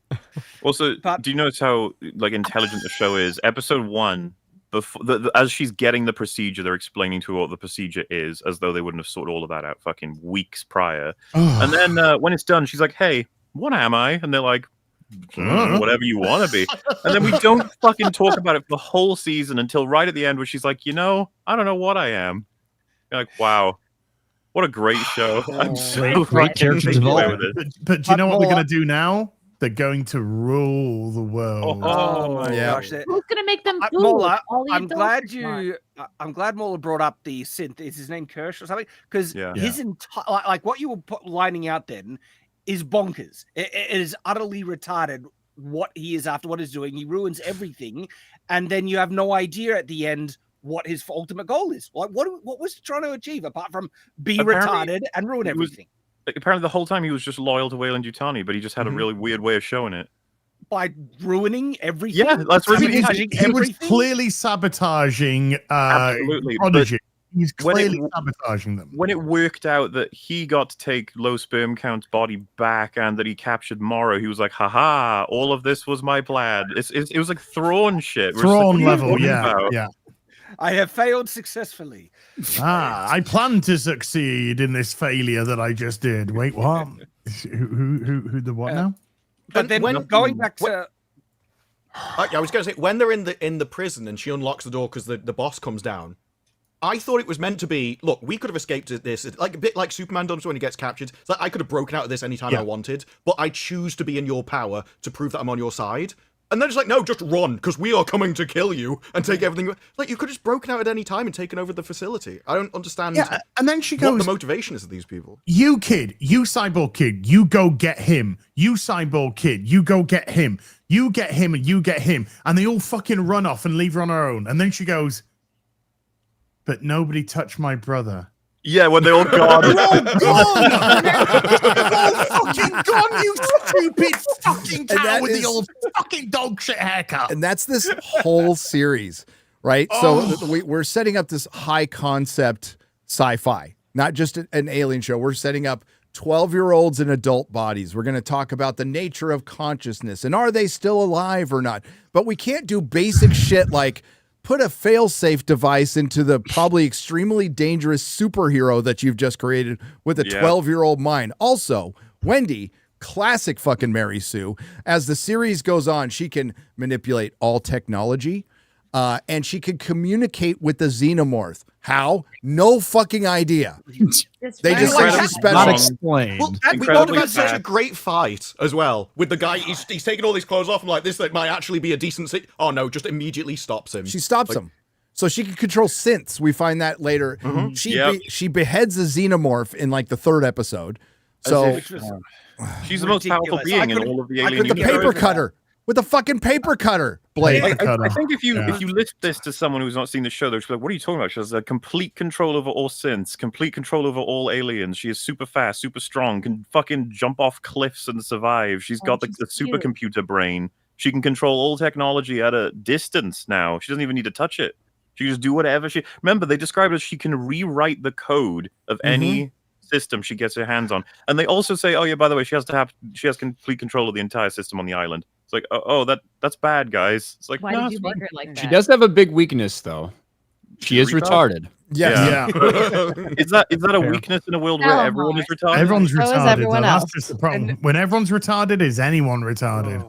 In space, And her being able to her being able to communicate with the xenomorphs is bad enough. How she managed to tame it and get it to obey her, I have no idea. She just right. What she kind sat of deal there did in she front make? of it. And I think that's going to be because it comes out of her brother's lung. I think they're going for that. But then why does the second xenomorph be their friend now? Because that's why do second xenomorph be friend? Because it's Baby Xeno. Baby Xeno. That's what it's going to be called. Season 2. How Simpsons, they had a it's going to be merch.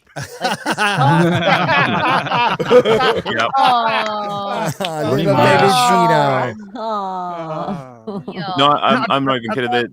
They're definitely making the point of like the alien and her connected over the fact that they're the same because they're both experiments and Prodigy are cruel masters who are blah blah blah. That's not how it works. Of course, it's fucking not. She's the biggest monster in the whole show. She feeds a bunch of average workers to the alien. She's a psychopathic murdering nutcase. One of the dumbest things is it's clear that she can communicate with the xenomorph. It's been observed by other people, and it wasn't until the second to last episode when she's talking to an alien, her brother goes, "What did it say?" Nobody fucking thought to ask her once. What did it say? What does it want? What are its needs? What? Give me something. They didn't think about you're that. all dead. Yes, that's what he said. I want to kill you all. Something. He's mad. Something. I want to kill you and reproduce. But then, the truth is, the alien wants to write a book. He wants to do some memoirs. So he wants to, get away from all this. This is not exactly the smallest. It wanted to write a communist manifesto. That's what it manifesto. But it's not the smallest island. It's got a decent size on this island. We have had the little fucking eyeball just managed to zero in on the dead fucking guy on the beach. That guy on the beach was taken to the plot where the people were waiting for him to pick up the implanted xenomorph. Remember, they made a raft where they for him. constructed a raft in 3 seconds off camera. Very resourceful. And then brought the body without the fucking xenomorph to them, which then escaped into the forest, which was captured immediately. Somehow. My favorite thing. Know exactly where everything is. Yet nobody, not a single fucking person, can look at a screen of a video camera. Oh, well, remember when the woman hacked into a screen and put her own face on it for absolutely no reason whatsoever? I'm like, what? That's what I would do. But my favorite thing about the super intelligent eyeball is when her brother is inside the cage holding him out, he comes in through the food device, so the guy goes out of the door and could just lock it back in its own shut cage. the food device. Shut the door, Shut shut the food device. You've got it trapped again. He's so intelligent, he goes back into his own cage. So much of this plot wouldn't have happened if they just had the most basic level of security in this ultra secret secure compound with proprietary technology. Like when Ad says no one is watching a video camera except for the synth that wants to, sabotage everything. That's true, and it's completely retarded. Like even when they're wondering, how did this guy die? They're looking at the cameras on one side of the room, and they could just keep watching and find out that guy got a face hugger on him because that would have been on camera. But no, they don't see that either. There's even a moment in the containment where the guy goes, "These containments aren't meant for synths. They won't hold them." And he goes, "Yeah." That was it. You won't hold them. They can just go. The point they're making there is that they're not strong enough physically, like they could burst through it. That doesn't even matter because she can just control the gates anyway. Control the gates. And they know that. By the way, they're aware of it. They've seen her do it. They mention it in the early episodes. Like, wow, she took control of that technology. That's crazy. Rewrite the code. She can do whatever she wants. The gate thing would have been solved by just not having it connected to any network, like a regular lock. Yeah. But no, everything is like. So what they should have done is they should have just activated the fail-safe device in the brains of the synthetic bodies, and then just neutralize the. Oh wait, no, they didn't decide to put any They of that. actually have a device on the island where metal meets propulsion. It's called a gun. They could actually use that on here. They can turn everything off because they can remotely control their hearing. So presumably they could control all of their senses. Like, why would you not do that for their eyes and everything? Yeah, just. They control their emotions. They can control everything except they just forgot that whole fail-safe thing. It's like, it'll be fine. We'll put a prepubescent kid into a fucking murder bot. Everything will be cool. That'll happen there, Gary. It's fine. The excuse they use for him not noticing now is ADHD. It's like, he's just fucking around. I'm glad you brought that up. It was the Tylenol. I'm glad you brought that up. Alien. Okay, so as Disparu mentioned earlier, the message of this show, aside from does humanity deserve to live, which they don't, in this show anyway, was capitalism bad. Capitalism bad. And it's also revenge porn on fucking Elon Musk for some reason. So Alien Earth creator on that wild standalone movie episode, which was basically Alien remade with retarded people, and Elon Musk inspired twist. Now, let's not even get bogged down with the details of the twist. Was Boy Cavalier was able to contact a brand new random character who was going to betray everybody on that ship that led to all their deaths. Let's not get bogged down with the fact that that ship was gone for 50-something years, and Boy Cavalier had only been in charge of his company for 10. So the timing doesn't really jive at all. But if we go to ADHD. They did more of an effort with Wayland Yutani. At least they made it a granddaughter by the time he came back. Here it is. Right. This is Noah Hawley on Tech Billionaires, by the way. I just want to point out Hollywood producers, writers, people of Hollywood are well known for their impulse control. These are masters of impulse control. I don't look at our tech another bump, Gary.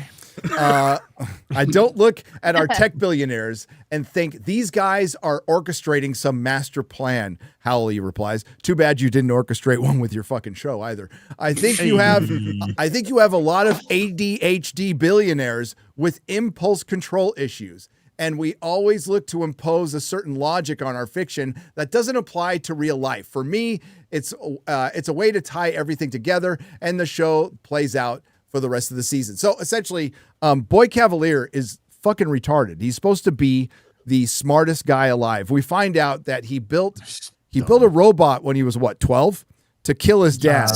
Something like that. 6. I think it was like 11 6 years old. Yeah. So 6 or 7 actually. Yeah, 6 or 7. Yeah. And he never grew up, but he's basically calling out tech billionaires. So I'm not going to simp for or anything like that for not having a plan.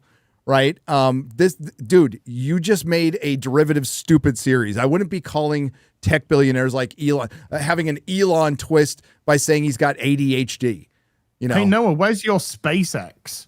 Where's your platform that got taken over so it could reintroduce at least some modicum of freer speech than the just like shut up, you stupid.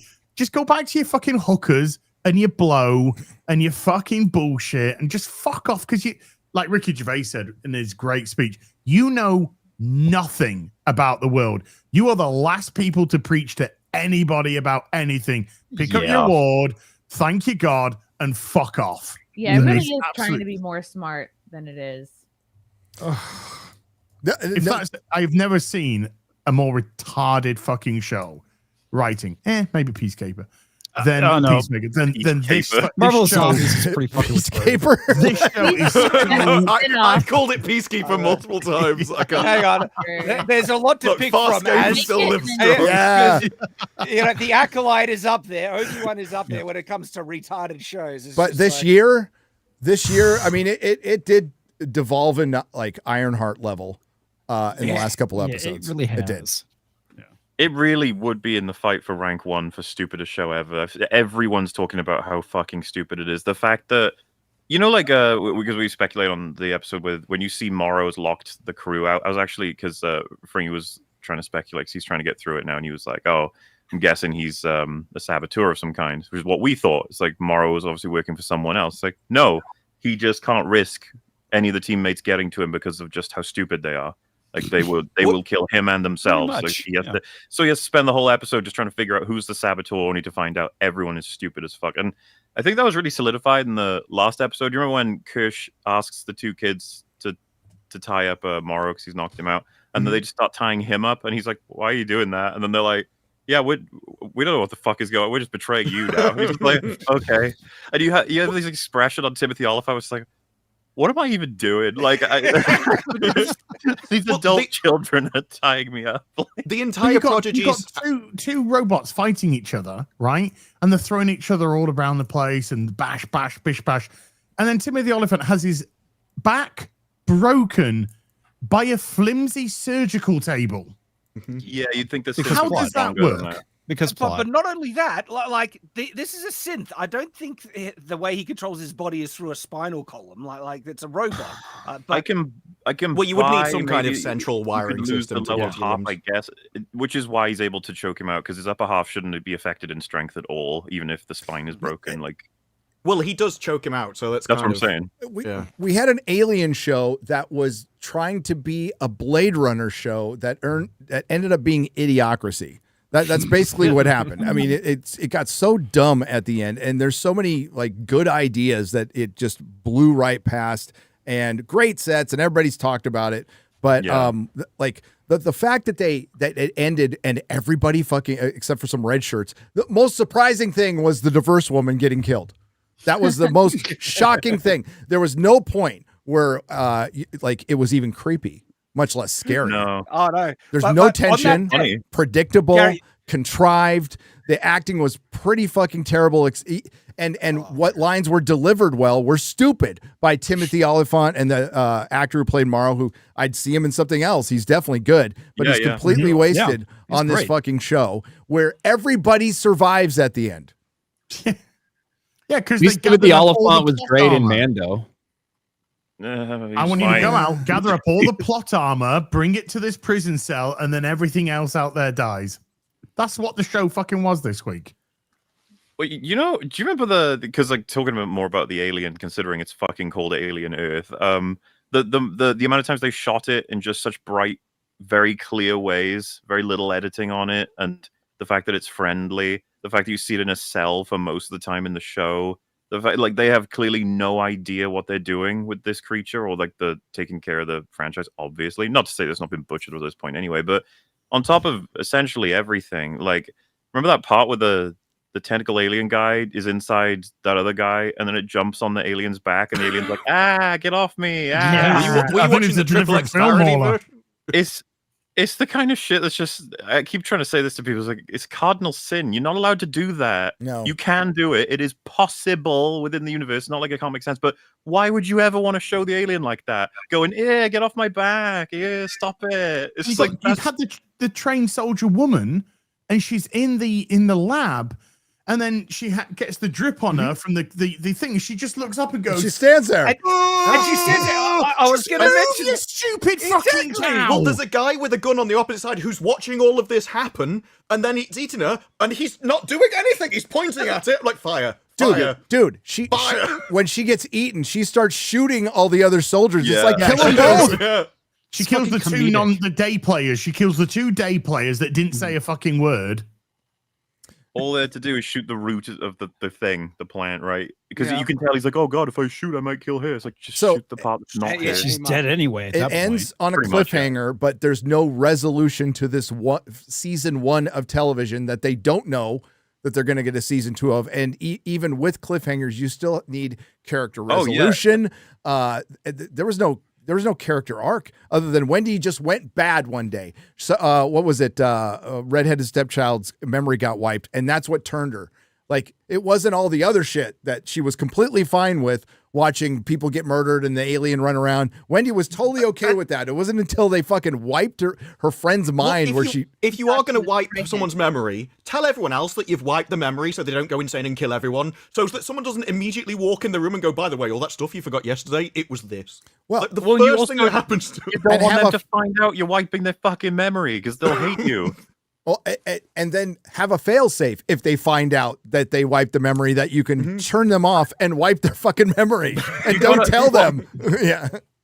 See, again, another idea for a TV show. They wipe hers and they realize, oh, we got to wipe everybody's. And then you find out, wait, how many times have you wiped our memories? Oh my God. And then we find out, it's like, oh shit, we're watching like the 8th generation. You could do Space Memento, you know?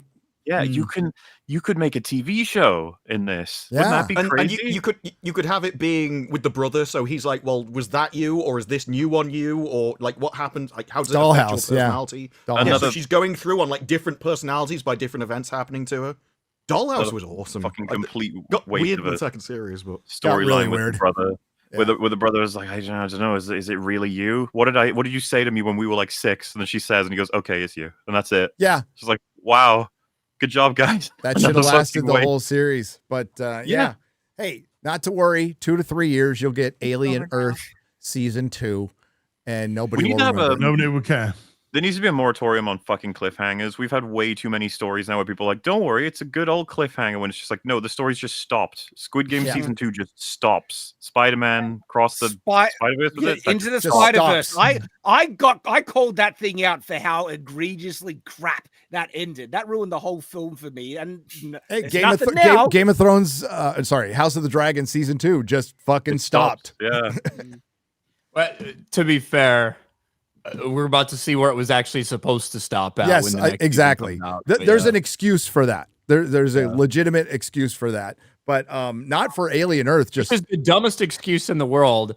Hey, during the writer's strike, HBO is like, we're going to cut this 2 episodes short, but you can't change anything because it's the writer's strike. Yeah. Such fucking, they're dumb. Speaking of dumb Warner Brothers real quick. There's a rumor going around from the always reliable Daniel Richman. Is that his name? I don't fucking pay attention. Rickman, Dickman, whatever. That they are auditioning men and women for the role of Voldemort. Now, I could absolutely see them doing that as some kind of union restriction or whatever, or them trying to just virtue signal. I could absolutely see that happening. It would be fucking insane. Absolutely insane and stupid to make Voldemort a woman. It would. Much like making a black Snape. Yes. This is even more far-fetched than that. Yeah, this is way more far-fetched. I can see it happening, though. Black Snape is pretty far-fetched, though. Let's just be real. It's pretty fucking bad. So I can see why people would believe this. But I can see why people would believe it in the aftermath of this too, which is why I believe the rumor was started. I don't think it's actually a report, because this is Daniel RPK, who for the most part just posts fake bullshit and gets people to subscribe to his Patreon. I know this is wild, but there's a lot of retarded, stupid fucking people out there that will believe anything that you tell them.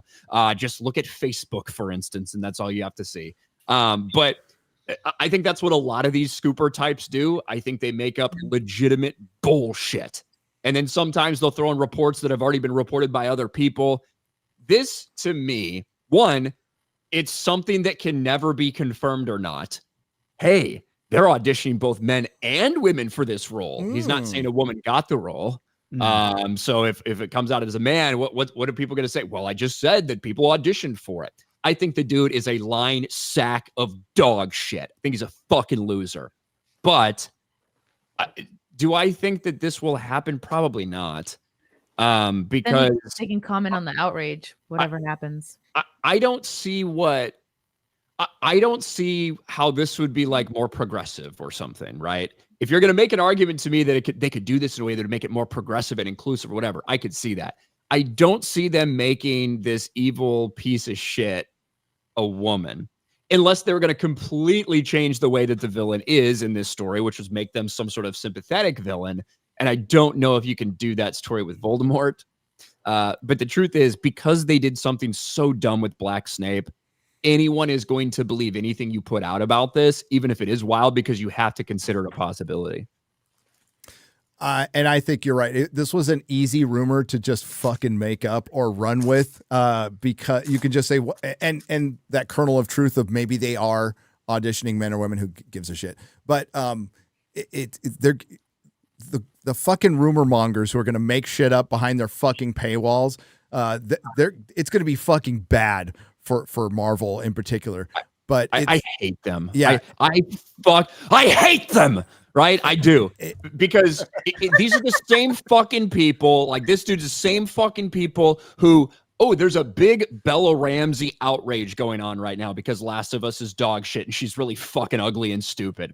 All of a sudden, out of nowhere, Marvel's looking to cast Bella Ramsey in a new project, right? We see the same shit, whether it's Rachel Zegler, whatever like thing is hot right then in the news, they make something up like that. Bella Ramsey to take over for Kathleen Kennedy at Lucasfilm. It's just easy rage bait. That's all it is. It's easy rage bait for clicks. I work for my rage bait, damn it. No. Some people don't have to. It just comes to them. No, but it's ridiculous, but Black Snape was fucking ridiculous. We didn't want to believe it, and it actually fucking happened, and I cannot wait until we see the first on-set photo. That's going to be really... Is it Jerry curl or no? That's the only question I have at this point. Do they straighten his hair? They'll straighten it. That's what I reckon. They'll straighten his hair? I definitely think he's going to be a wig, yeah. But that'll be Are they going to do else. They've got to do the sort of racist and allegory now, surely. Oh, yeah. When he was a student. Voldemort's fucking name is based off his name, which is Tom, right? Tom Marvel O'Riddle. I am Lord Voldemort.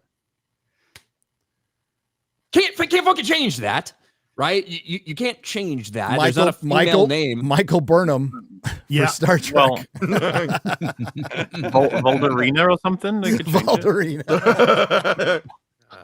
Great. Oh. Tamari, that's what it should be like. You know. Like I could believe it for like other characters that like I could believe that they were trying to make Remus Lupin into a woman, right? Because I could buy that the agenda would be behind that. To have a character like that and a character who is kind of oppressed in certain ways, like make them even more oppressed because they're now a woman.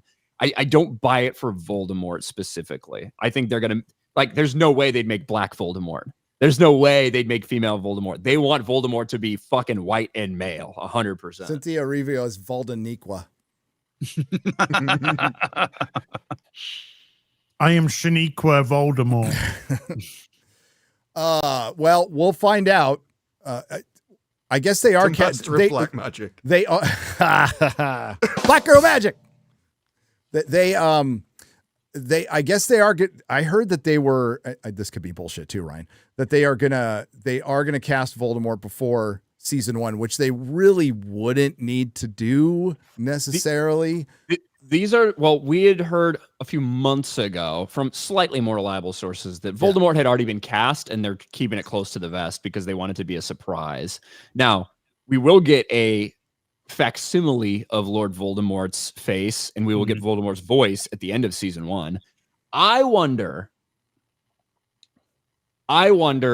if we are going to get, obviously because you have more time and more stuff to do, I wonder if you don't start off the series with Voldemort's approach to the Potter's house on Halloween night before he goes to kill them.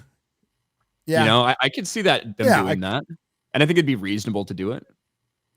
I think it would be too. And if they want to, be accurate, you can have the face in the back of Quirrell's head be the actor who's going to play Voldemort. Mm-hmm. At least the voice. At least the voice. Ladies, did you see private chat? I was setting up for that clip that I talked to you about before the show. Sorry, I was anyway. They're probably gossiping. They probably are. They probably How are. cute you guys are. The clip. Oh, that's exactly what they're saying.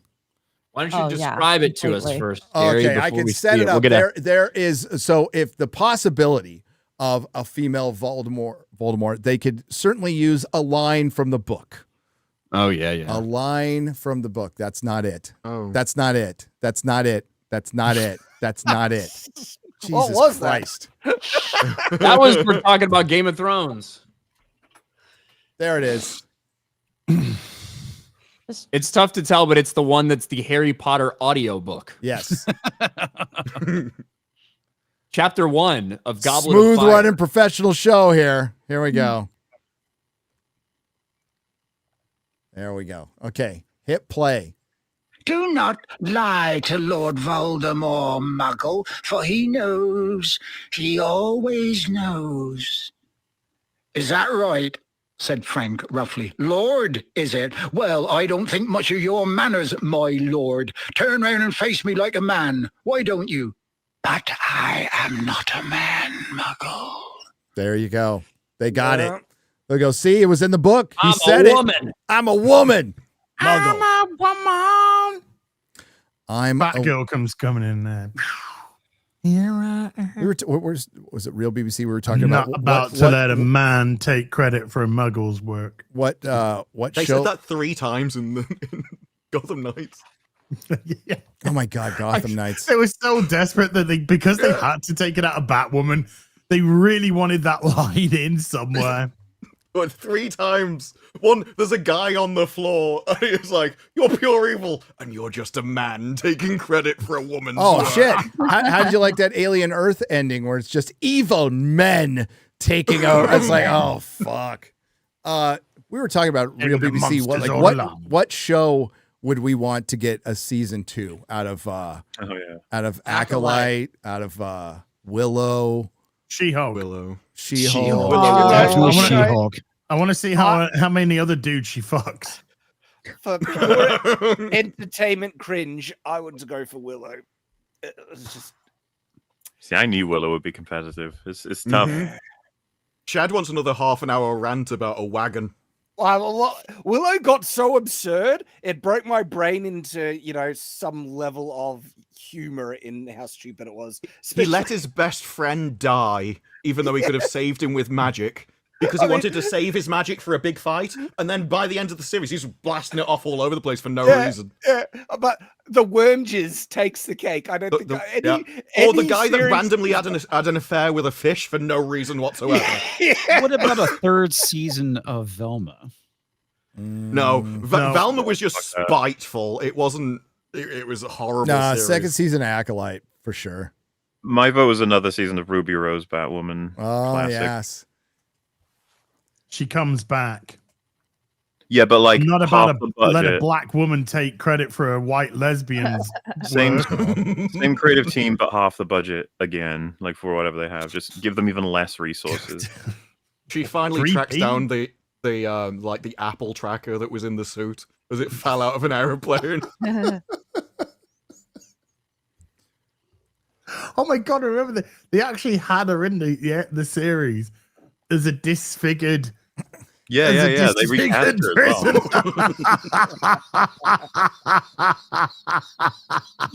well. She fell out of the plane and fucked up her face. She fell out of a plane.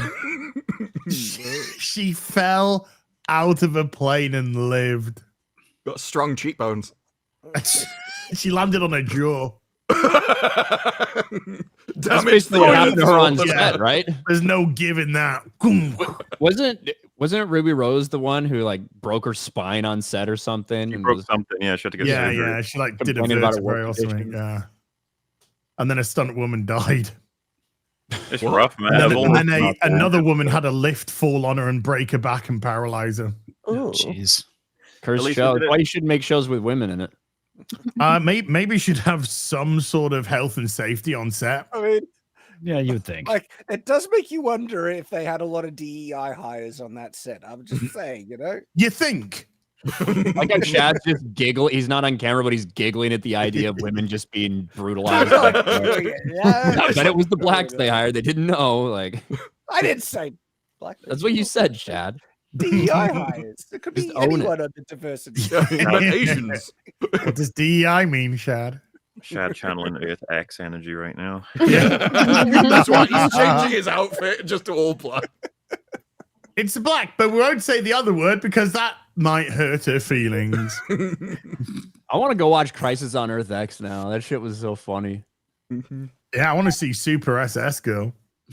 But the whole plot of that, I think, is that Supergirl from Earth X is like her heart's giving out or something, and she needs another heart, so they have to go find Supergirl to steal Supergirl's heart.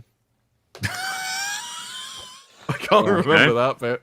I Yeah, don't think, and like she and Arrow are a thing.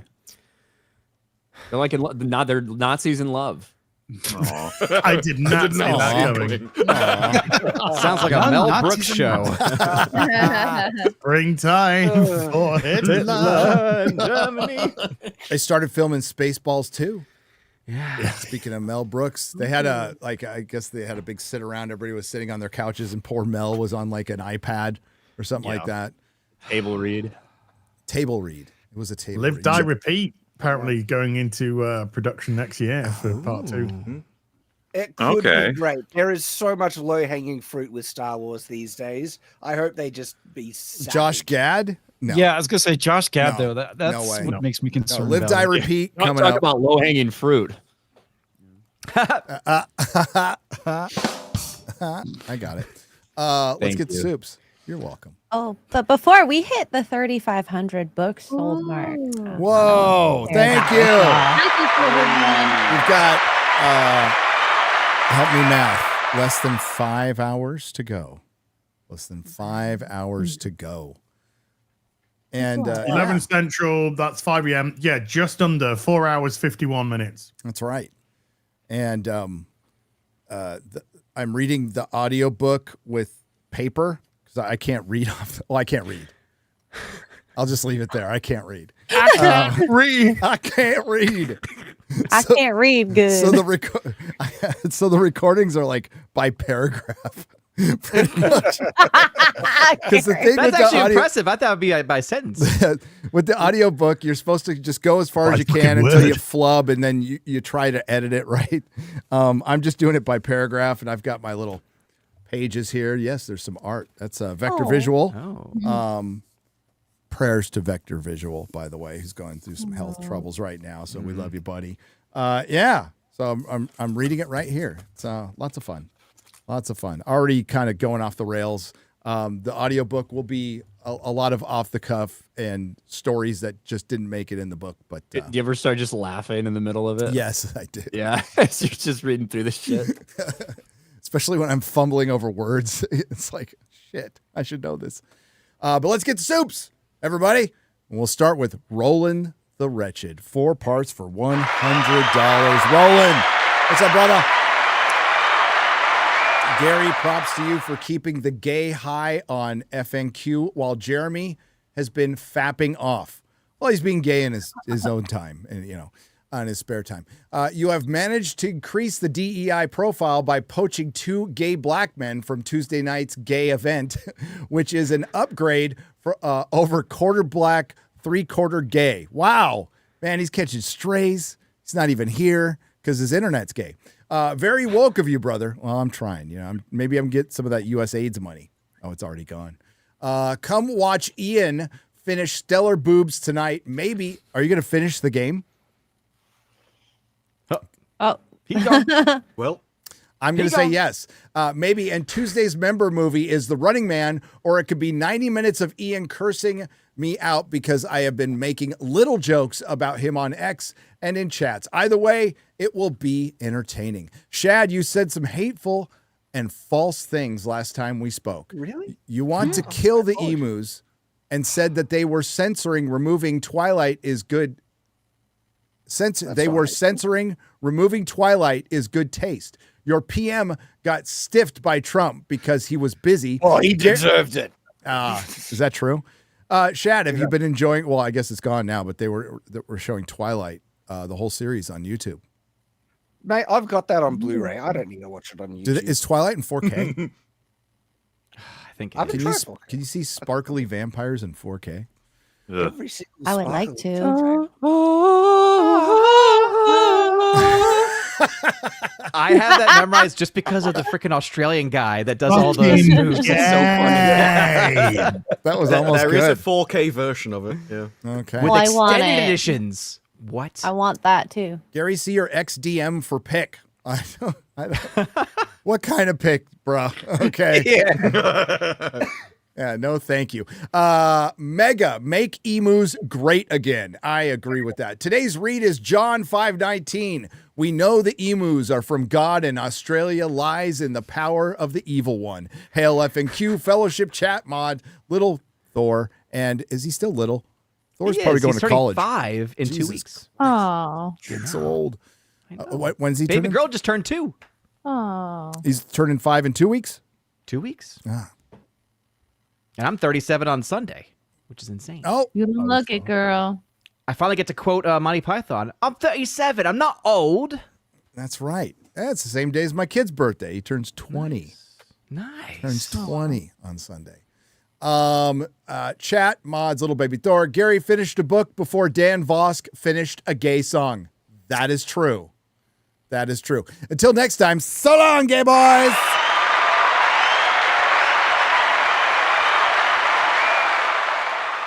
Dan's too busy being oppressed by authoritarianism. Go for broke for $49.99.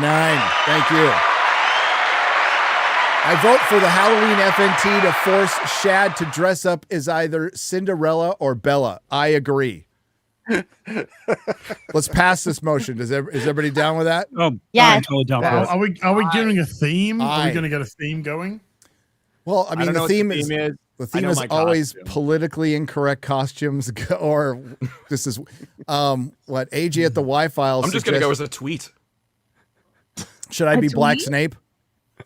Yes. No. Only if you do blackface, Gary. Unhinged No. Elmo. Someone needs to go as unhinged Elmo.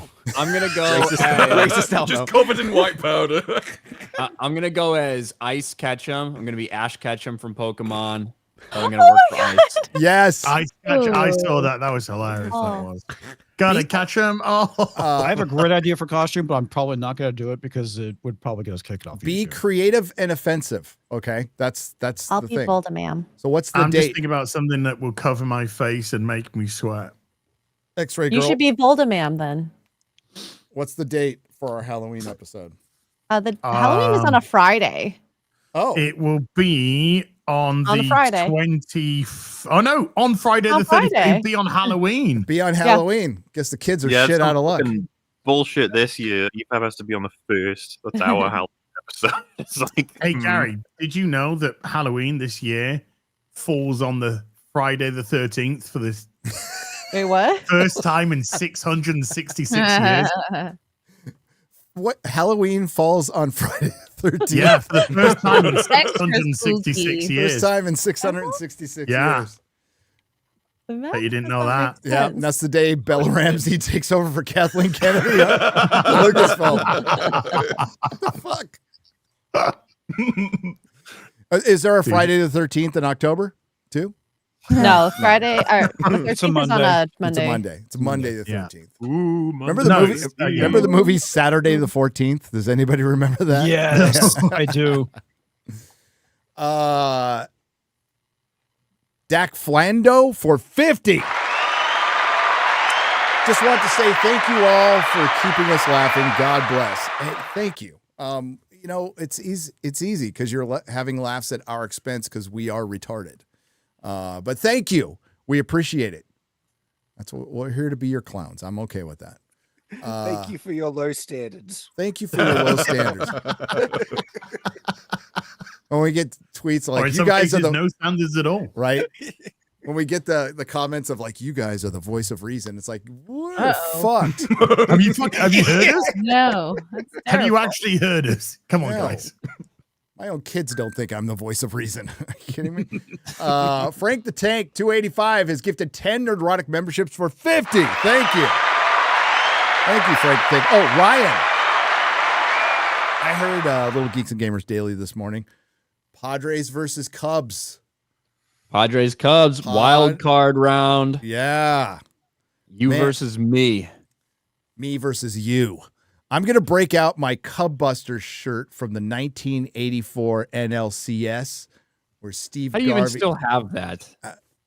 You know what? It's the shit I kept was really strange because I lost a lot of stuff. Probably because I couldn't sell it Did for your drugs. family put all that shit in storage and like not pay for it while you're in prison or something? No, That's my what family it's called. basically threw most everything away except for some of the sports stuff. So I have some like old Charger, San Diego Clipper, and San Diego Padres stuff, and I have Ghostbusters came out in '84, so they did a song called Cub Busters for the Padres because that was the first time the Padres were in any playoffs or anything, and they famously beat the Cubs thanks to Steve Garvey.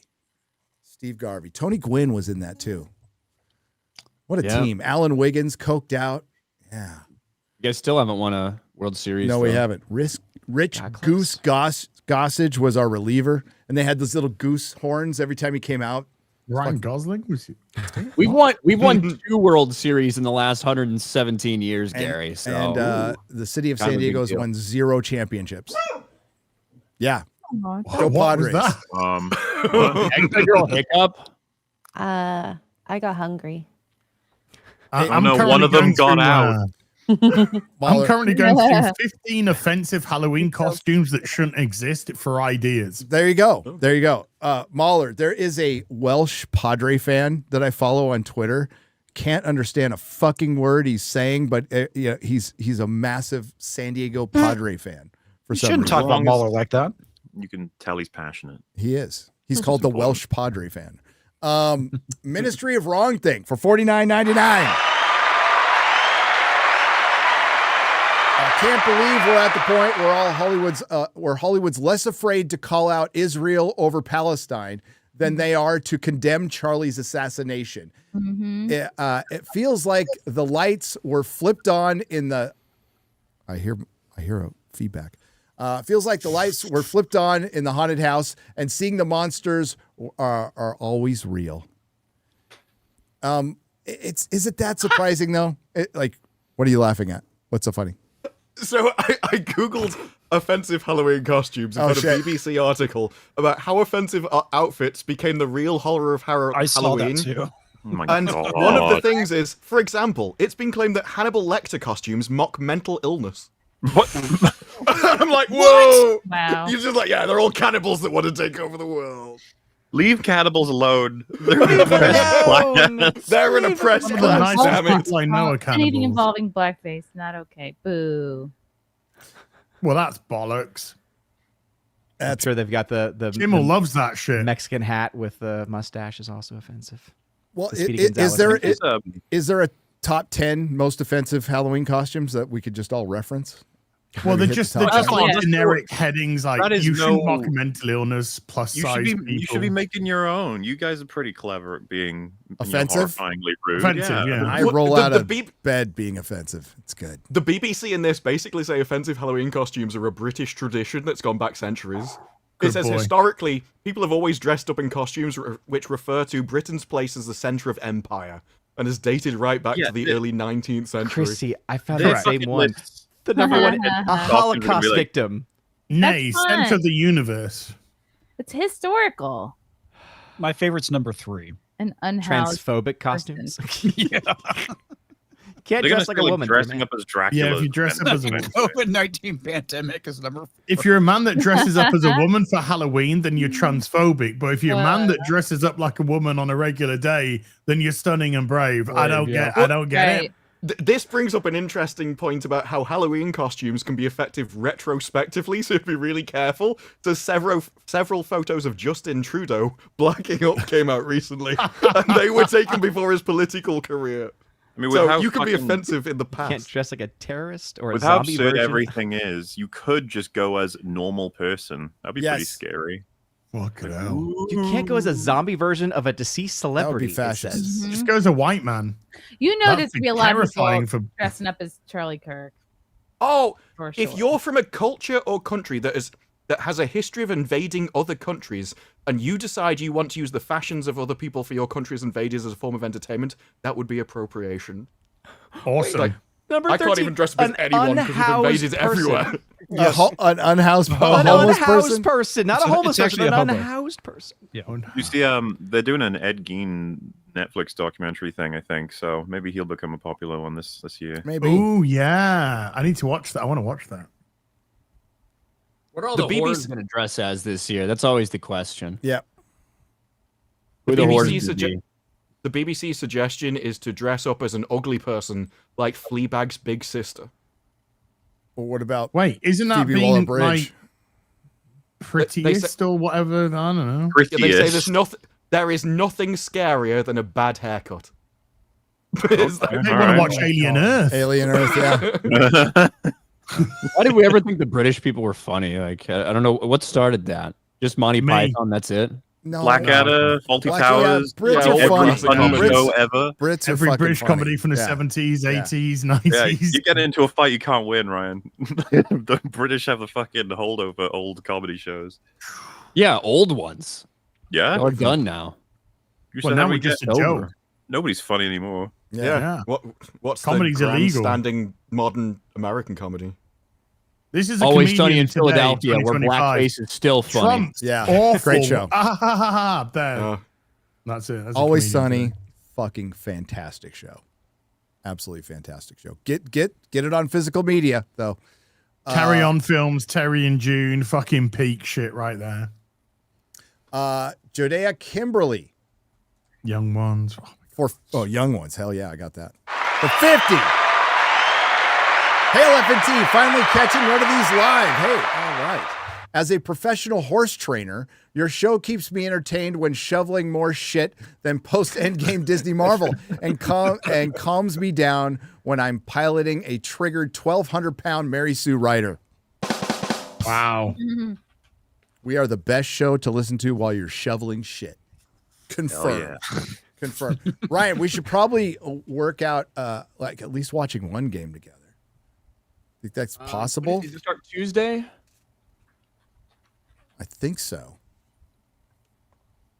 I heard you mention that. It's like we could do at least one. My schedule and your schedule are fucked, but yeah, I think the schedule is going to be it starts Tuesday, so maybe if it's like a Wednesday or something, it might work on Wednesday. We'll chat.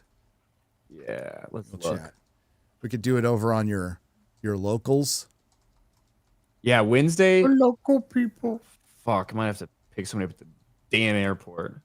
We'll figure it out. Fucking family airport, Yeah. motherfuckers. Dude, when you went fucking and I was like, where is he going? Baguettes. I'm here for this. Where is he going? Full on here? That was already in our. Come on, Gary, unleash. the retards of BBC. I shared That it on was a great Twitter. clip. Oh, that was That's so like good. one of those where they're like 3 months before. Hey, I'm flying in on October 1st at this time. Do you think you could pick me up? Well, shit. Yes. 3 months in advance. I can't get out of that one. Yep. So yeah. No, 3 yeah, you months can. later. You are a YouTuber. Your schedule, like, you have to cancel. Dude, some of us have to cancel Egypt for Snow White. That's how dedicated we are. Well, some of us had to cancel streams for family. Yeah. No, not fuck that. Hell no. How am I supposed to say this name, X-Ray Girl? Non-vitae. Non-vitae? Batea? Batey Rex. For 50. Sorry, I messed up your name. iBoy Next Girl. She's my pronouncer. Are there any examples of creative endeavors conceived or motivated by resentment and spite that produce something of actual worth? Or are they all destined to end up like Alien Earth, The Witcher, Peacemaker, TLJ, The Last Jedi, Glass Onion, etc.? There has to be one. Probably something out there. Yeah.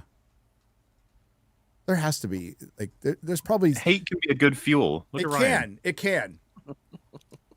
But if it, like, are we talking about a bigger issue? If we want to conflate it with like a bigger issue, satire is, spite. It's funny, but like if you have something like Dr. Strangelove, it's like, nuclear war, pretty bad.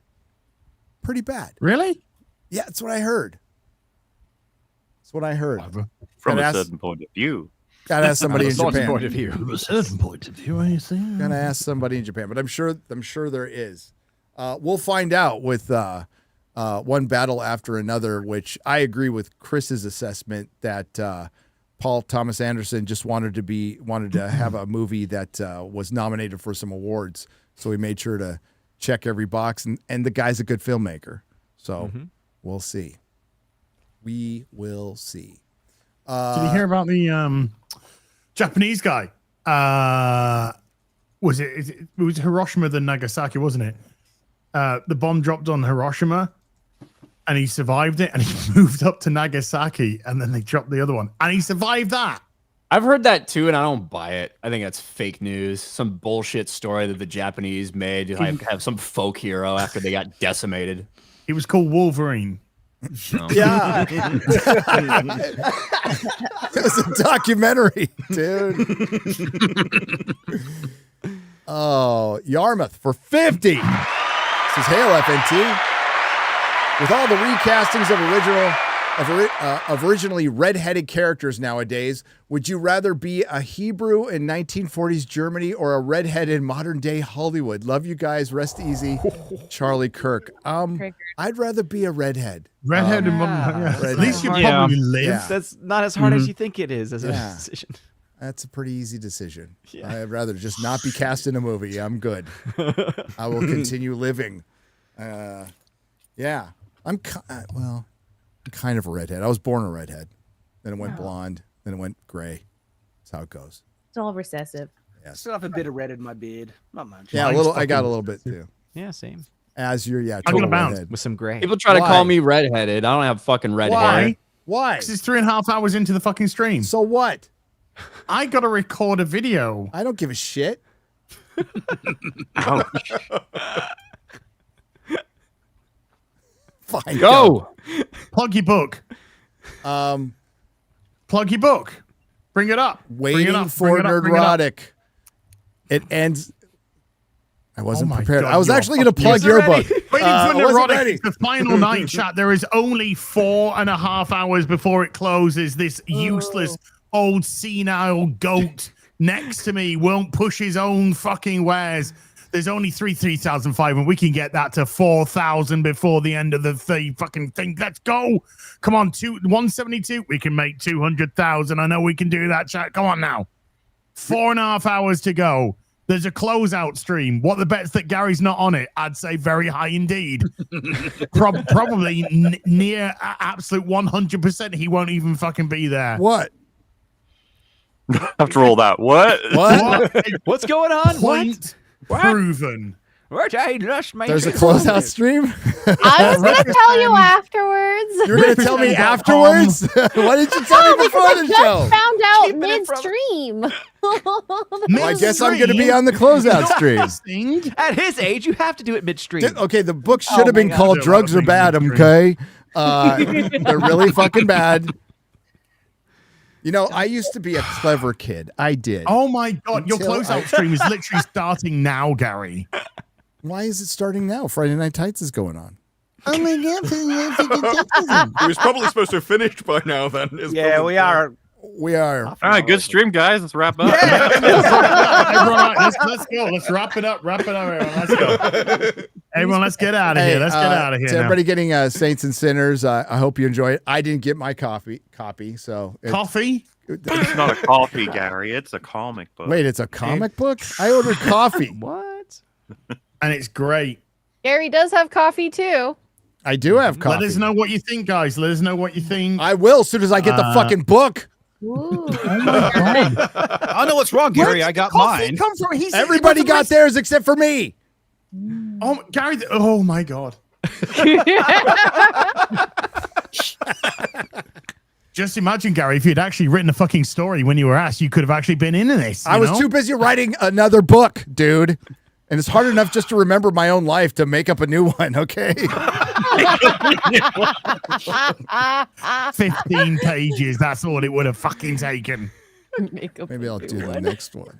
Jesus. Maybe. As go If there is record a your next one. fucking video, for fuck's sake. Why aren't you making videos anymore? Record some fucking videos, for fuck's sake. Well, I'm doing some streams at the minute because Silent Hill F's just come out, so I'm doing Silent Hill F. Is that fucking all right with you? No. Nobody cares about gaming. Who cares about gaming? Best game of all time. Nobody cares about fucking gaming. I don't know. By the way, I've got a book. I don't fucking push it whatsoever. I could fucking push it to the moon for that. Just have sex already. Fuck. I have to go to. I have to give the baby dinner. He's still talking. Aw. He's still. He was still talking. Backstage. I was just saying, let's just have sex already again. Yeah, again. Right. Ripperverse.com. Go to the Rippersend tab. Rippersend.com. Go get Gary's book. 4.5 hours to go. Go get it. Go get Waiting for Nerdrotic. Hard copy, soft copy. Do you want it hard? Do you want it floppy and soft? You can get both. Ways. Get it all. Get the t-shirts. Get the cap. Get the lid, as the cool kids say. I'm not a cool kid. I'm 50 years old and I'm ready to die. But if you so desire, over at rippersend.com, ripperverse.com, Rippersend tab, if you want to go that way, because that's the only way you know, because change scares you. Right now, 4.5 hours. Let's fucking go. Damn. The death pot sold me. I am, though. I am. 100% of all people die. Bye, Az. Are you Thank done? you. Jesus fuck! What are you doing here? Also, night to Chrissy. Ryan, I want to talk about it. Where's this anger come from, Ryan? I got shit I want to do too. Ryan, I say this with love.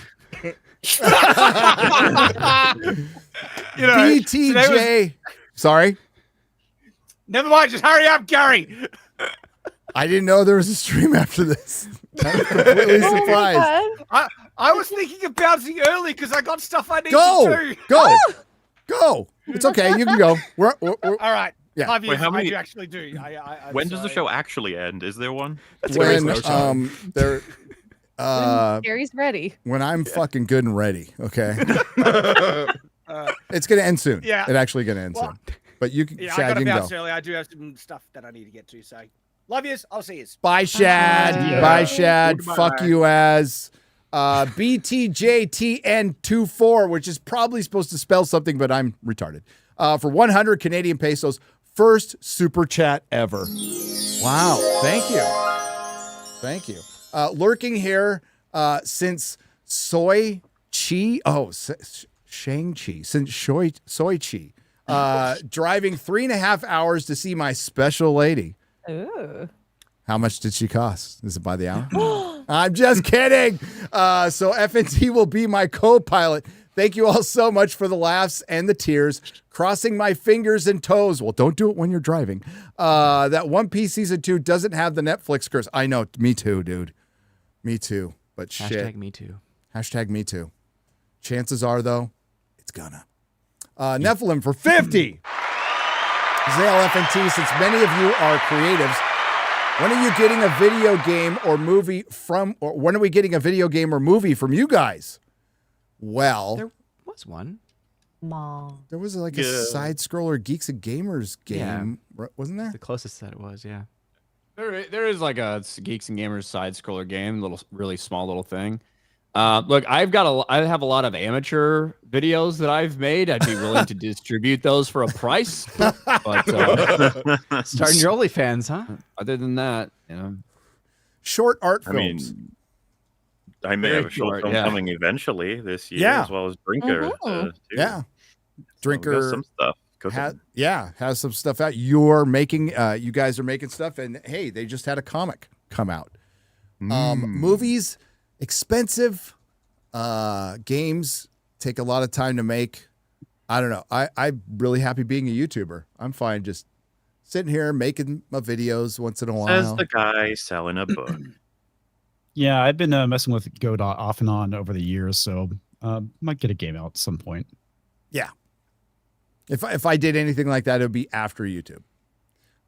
Much love to you all. I'll raise a glass of Yorkshire iced tea in honor of our 3 Brits and the New Zealander for sacrificing their sleep to be on this stream. Yeah, thank you. Thanks to everybody out there. Don't ruin Yorkshire tea by making it iced. We don't really do iced tea over here because it's too cold already. Yeah. Because it never gets hot over there. And then when it gets hot, all your fucking old people start dying because you don't have central air conditioning or ceiling fans. I think we just came off one of the most prolonged, summer heats of all time. I imagine, because I think Clarkson was filming a series in this one, it will just be all of my crops are dying because they're not getting any water.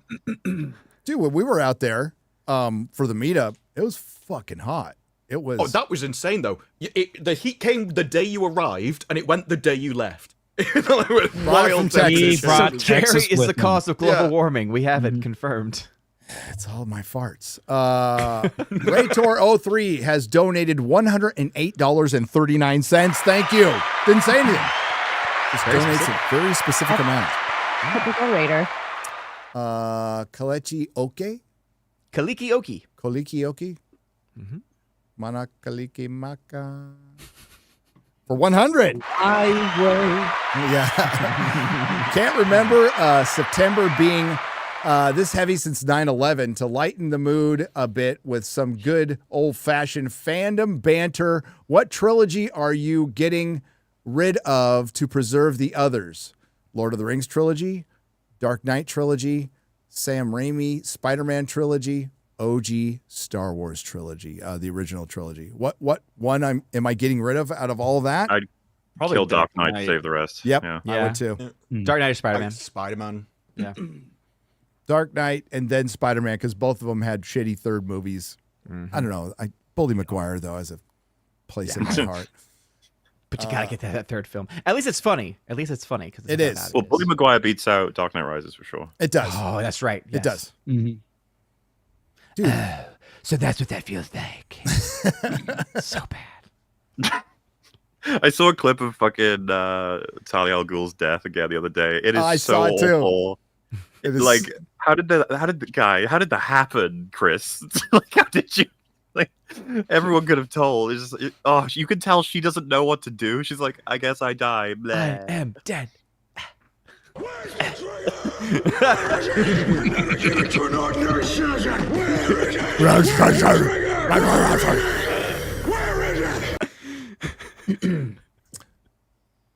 Oh, he gives me a pronunciation in there. I don't know if that's gonna help. Skeels the R. Skeels. Good job. Skeels the R. But I think it's supposed to be like I'm saying it like it's some medieval name, but it's Skeels the R. There we go. I was banned from VR social game for misgendering someone who was celebrating the death of Charlie Kirk. The moderators are condoning violent X-ray girl Ideation to cater to the monsters. It's terrible, and I think that's been the most discouraging thing of these last 2 weeks. Is we know there's terrible people out there. We know there's inhuman views, but to see it on prominent display and full display is discouraging. And just remember, most people aren't like that. Now they seem to gather, particularly in the arts. And with gaming moderators, there's a reason in healthcare profession. That's the scariest part. Yeah, I know. Yeah. Yeah. Well, psychopaths seek power. They do. They do. And that's why they like to be moderators. They're the kind of person who and teachers. Really bad. Anywhere in position. MPs. They are the kind of people who get off on that kind of power and love to abuse it while accusing you of being abusive. Mm-hmm. And by VR game, if you mean VR chat, that is renowned for being full of lunatics. So I am not surprised. VR game, like VR chat is a VR game, but it's like a social thing. Okay. I've never played it. I just heard stories. Joshua Varelli or Villarreal. Sorry, God damn it, I know my Spanish. Villarreal for $10 says, for the long man, can you be cold Batman? You have 11 minutes to thaw the bird. What will you do? Chase the villain or save the boy? Haha, your emotions make you weak. That's why this day is mine. It's a Batman and Robin quote. Fantastically read by Arnold Schwarzenegger. He nailed every word. And it's so iconic, everyone knows exactly what scene and can just feel it when you read those words. Can you be cold, Batman? You have 11 minutes to thaw the bird. That's right. What will you do? Chase the villain or save the boy? Ha ha. Your emotions make you weak. That's why this day is mine. That ha-ha is even more campy from him in the movie. He's like, ha-ha! like, he believes his own hype in that. I love that movie. I love it too. Gary What hates cue it. the dinosaurs? The Ice Age. Because of your peer Fucking pressure, bad. I got the super 4K collectible version. Collection? Yeah. Yes. I got it. I have them all now, even fucking Dark Knight Rises. Ugh. Which I'll never watch. I will never watch that movie ever again. But maybe Jeremy will watch it for you. Jeremy will watch it. Like if it gets re-released, he'll go for the 12th time to break his own record. Personal record. Yeah. M. Spencer. There's like some lines in the movie that are okay, you know? There's some bits. Dark Knight Rises isn't completely useless, right, guys? Right? Right? Well, it's great for memes. Great. Where's your trigger? Praise be the Cthulhu god MauLer. His scriptures will be arriving on Monday. Praise be MauLer and his bone god. Hi, Saska sisters. # cancel Disney Plus, says Zodlander for 50 Swedish krona. Well, there was a lot of people on the left doing that. Yeah, cancel Disney Plus is everybody now. Which just is have to fucking- raise their subscription costs. We're all the bigots now. I bet Seraphim Chris. Did I get that right? Seraphim? I think so. Seraphim Chrissy and Seraphim X-Ray will beat all of you dudes in a lightsaber duel. Maybe MauLer's Cthulhu tentacles will even out the fight. Well, I guess Sounds we'll find like out. Some thought went into that. My child's name, first child names, Happy for a boy, Jessica for a girl, or Ryan if Brit eats too much acetaminophen. Acetaminophen. I know how to say it. Holy Acetaminophen. shit, Gary. I feel like that isn't that one more understandable than boots No, or something? I would have thought you could pronounce all the good I names. know how to pronounce that because I've consumed a lot of it. Okay. Yeah, that's like such a. I have been shocked at how many people have no idea what the fuck it is. I did learn that this week. When but- Trump was trying to say it, I just. But it's also been talked about a million times this week. So anybody that doesn't know It's how also it's in a pronounced, it's in a White Stripes song too. It's acetaminophen. It's a big part of fucking Vicodin. So if you ever were hooked on Vicodin like me, you took a lot of it. I guess it's generally a good Only thing not if you're from not house. familiar with painkillers, right? You've had Yeah. a good It life. is. You've had a pretty good life if you've never had to take one. Acetaminophen, boy or girl, it definitely will be xenomorphobic. Now, Lady Gravemaster didn't think I could say that, but I actually spelled it out, and I spelled it out wrong first. I was like, am I going to say xenomorphobic or xenomorphobic? Oh shit, xenomorphobic. Xenomorphobic. God damn it! Joke.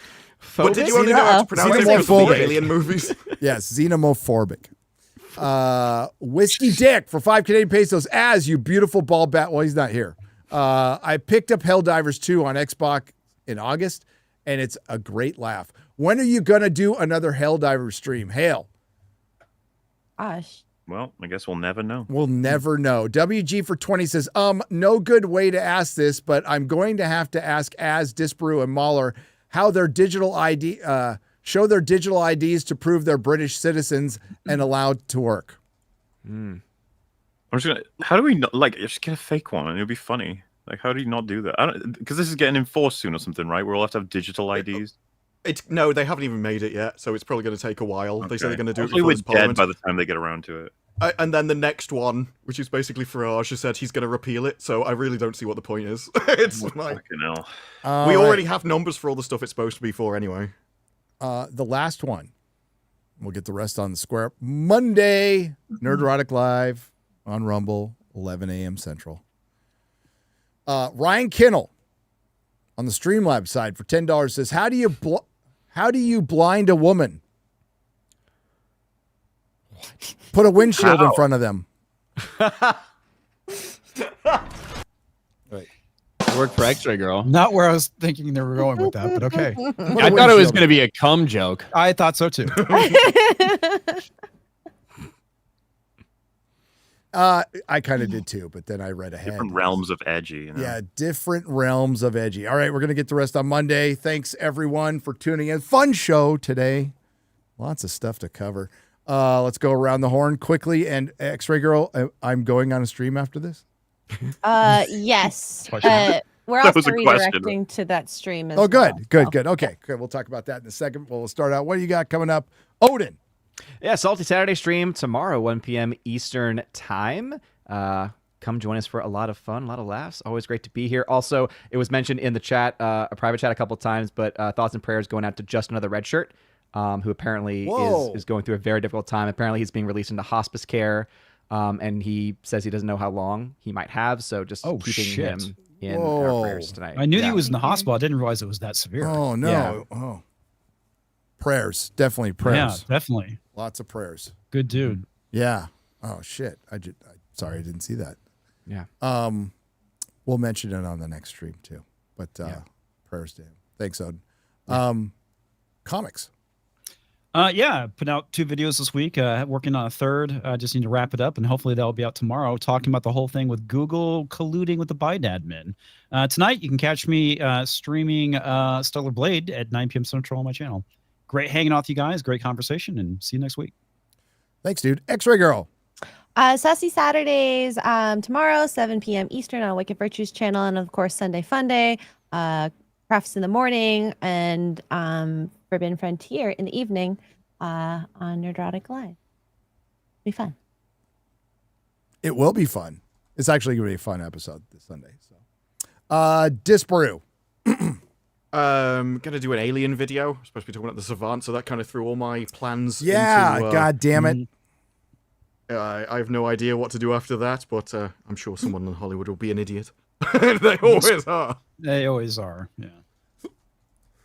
I was going to do a short alien video and a Savant video, but my main focus was going to be on the Savant video. So I decided to go back to try an alien video, and it will be an hour long to point out the fucking stupid in that show. So I'm going to take a little more time on it. So I'm in the same boat, Disparu. No fucking idea. I was hoping that the press would still release their reviews of the Savant, but it seems like they've all been told not to at the same time.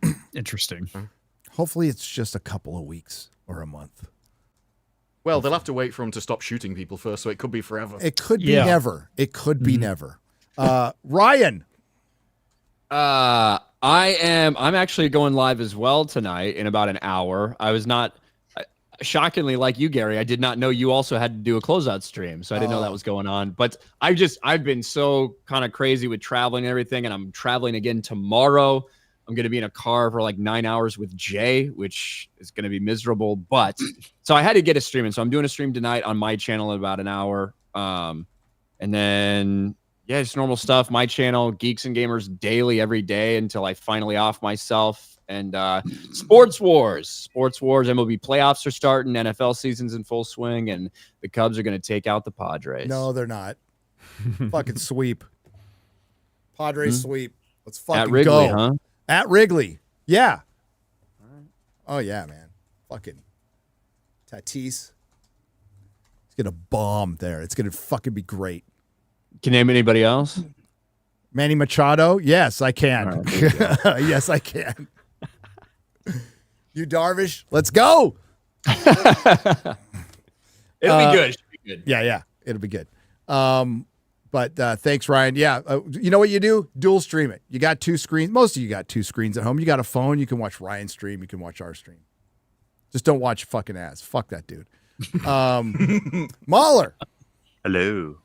Well, tomorrow, we're going to do a big old long breakdown of the full season of Alien Earth, because that's something we want to spend our time doing, and I can finally say goodbye forever to that piece of shit. Other than that, I think on the 1st of October, I'm going to do a little game stream where I'm going to explain a bit more in detail about this video I've been working on for over a year now, basically, and probably give a bit more detail as to how it's going, because it's been going on fucking ages, and it's getting tough, but further and further along, and I'm maybe gonna hint at when it's coming out. It's just I can't be 100% sure, but that should be fun. Should be fun. And of course, thank you guys for having me on. It was a bunch of fun talking about all these great things that have come out recently. It's so fantastic. Everybody should watch Tulsa King. Yes. Everybody should watch Tulsa King. It's a fun show. Even you, MauLer. Sure. I need to watch a whole bunch of stuff. My list is enormous right now. Actually, I prefer you watch Venture Brothers first. But No, Venture Brothers is fantastic, dude. You gotta check it out. Yep. All right, so we're gonna wrap it up there. Thanks to everyone who left a super chat donation. You help keep the lights on. Thanks to the Nerdrotics. Thanks to all the lurkers out there. Thanks to everybody who purchased the book. Thank you very much. I do appreciate it, and I will be on a stream. On the Ripaverse channel. On the Ripaverse channel. That's what I thought it would be. I'll be there, and I'll be with, who am I going to be with? Eric, July, Andrew, and I think Az might be making an appearance as well. He's too busy making a fucking video. I don't know. Okay. But anyways. Cool. And we'll see you next week. Do we know who's on next week? Little Platoon. Little Platoon. Oh, nice. I'll get some proper Brit representation. Finally, somebody smart. Somebody smart. But thanks, everyone. We'll see you next week. Have a good night. Bye. Bye. See ya. Less.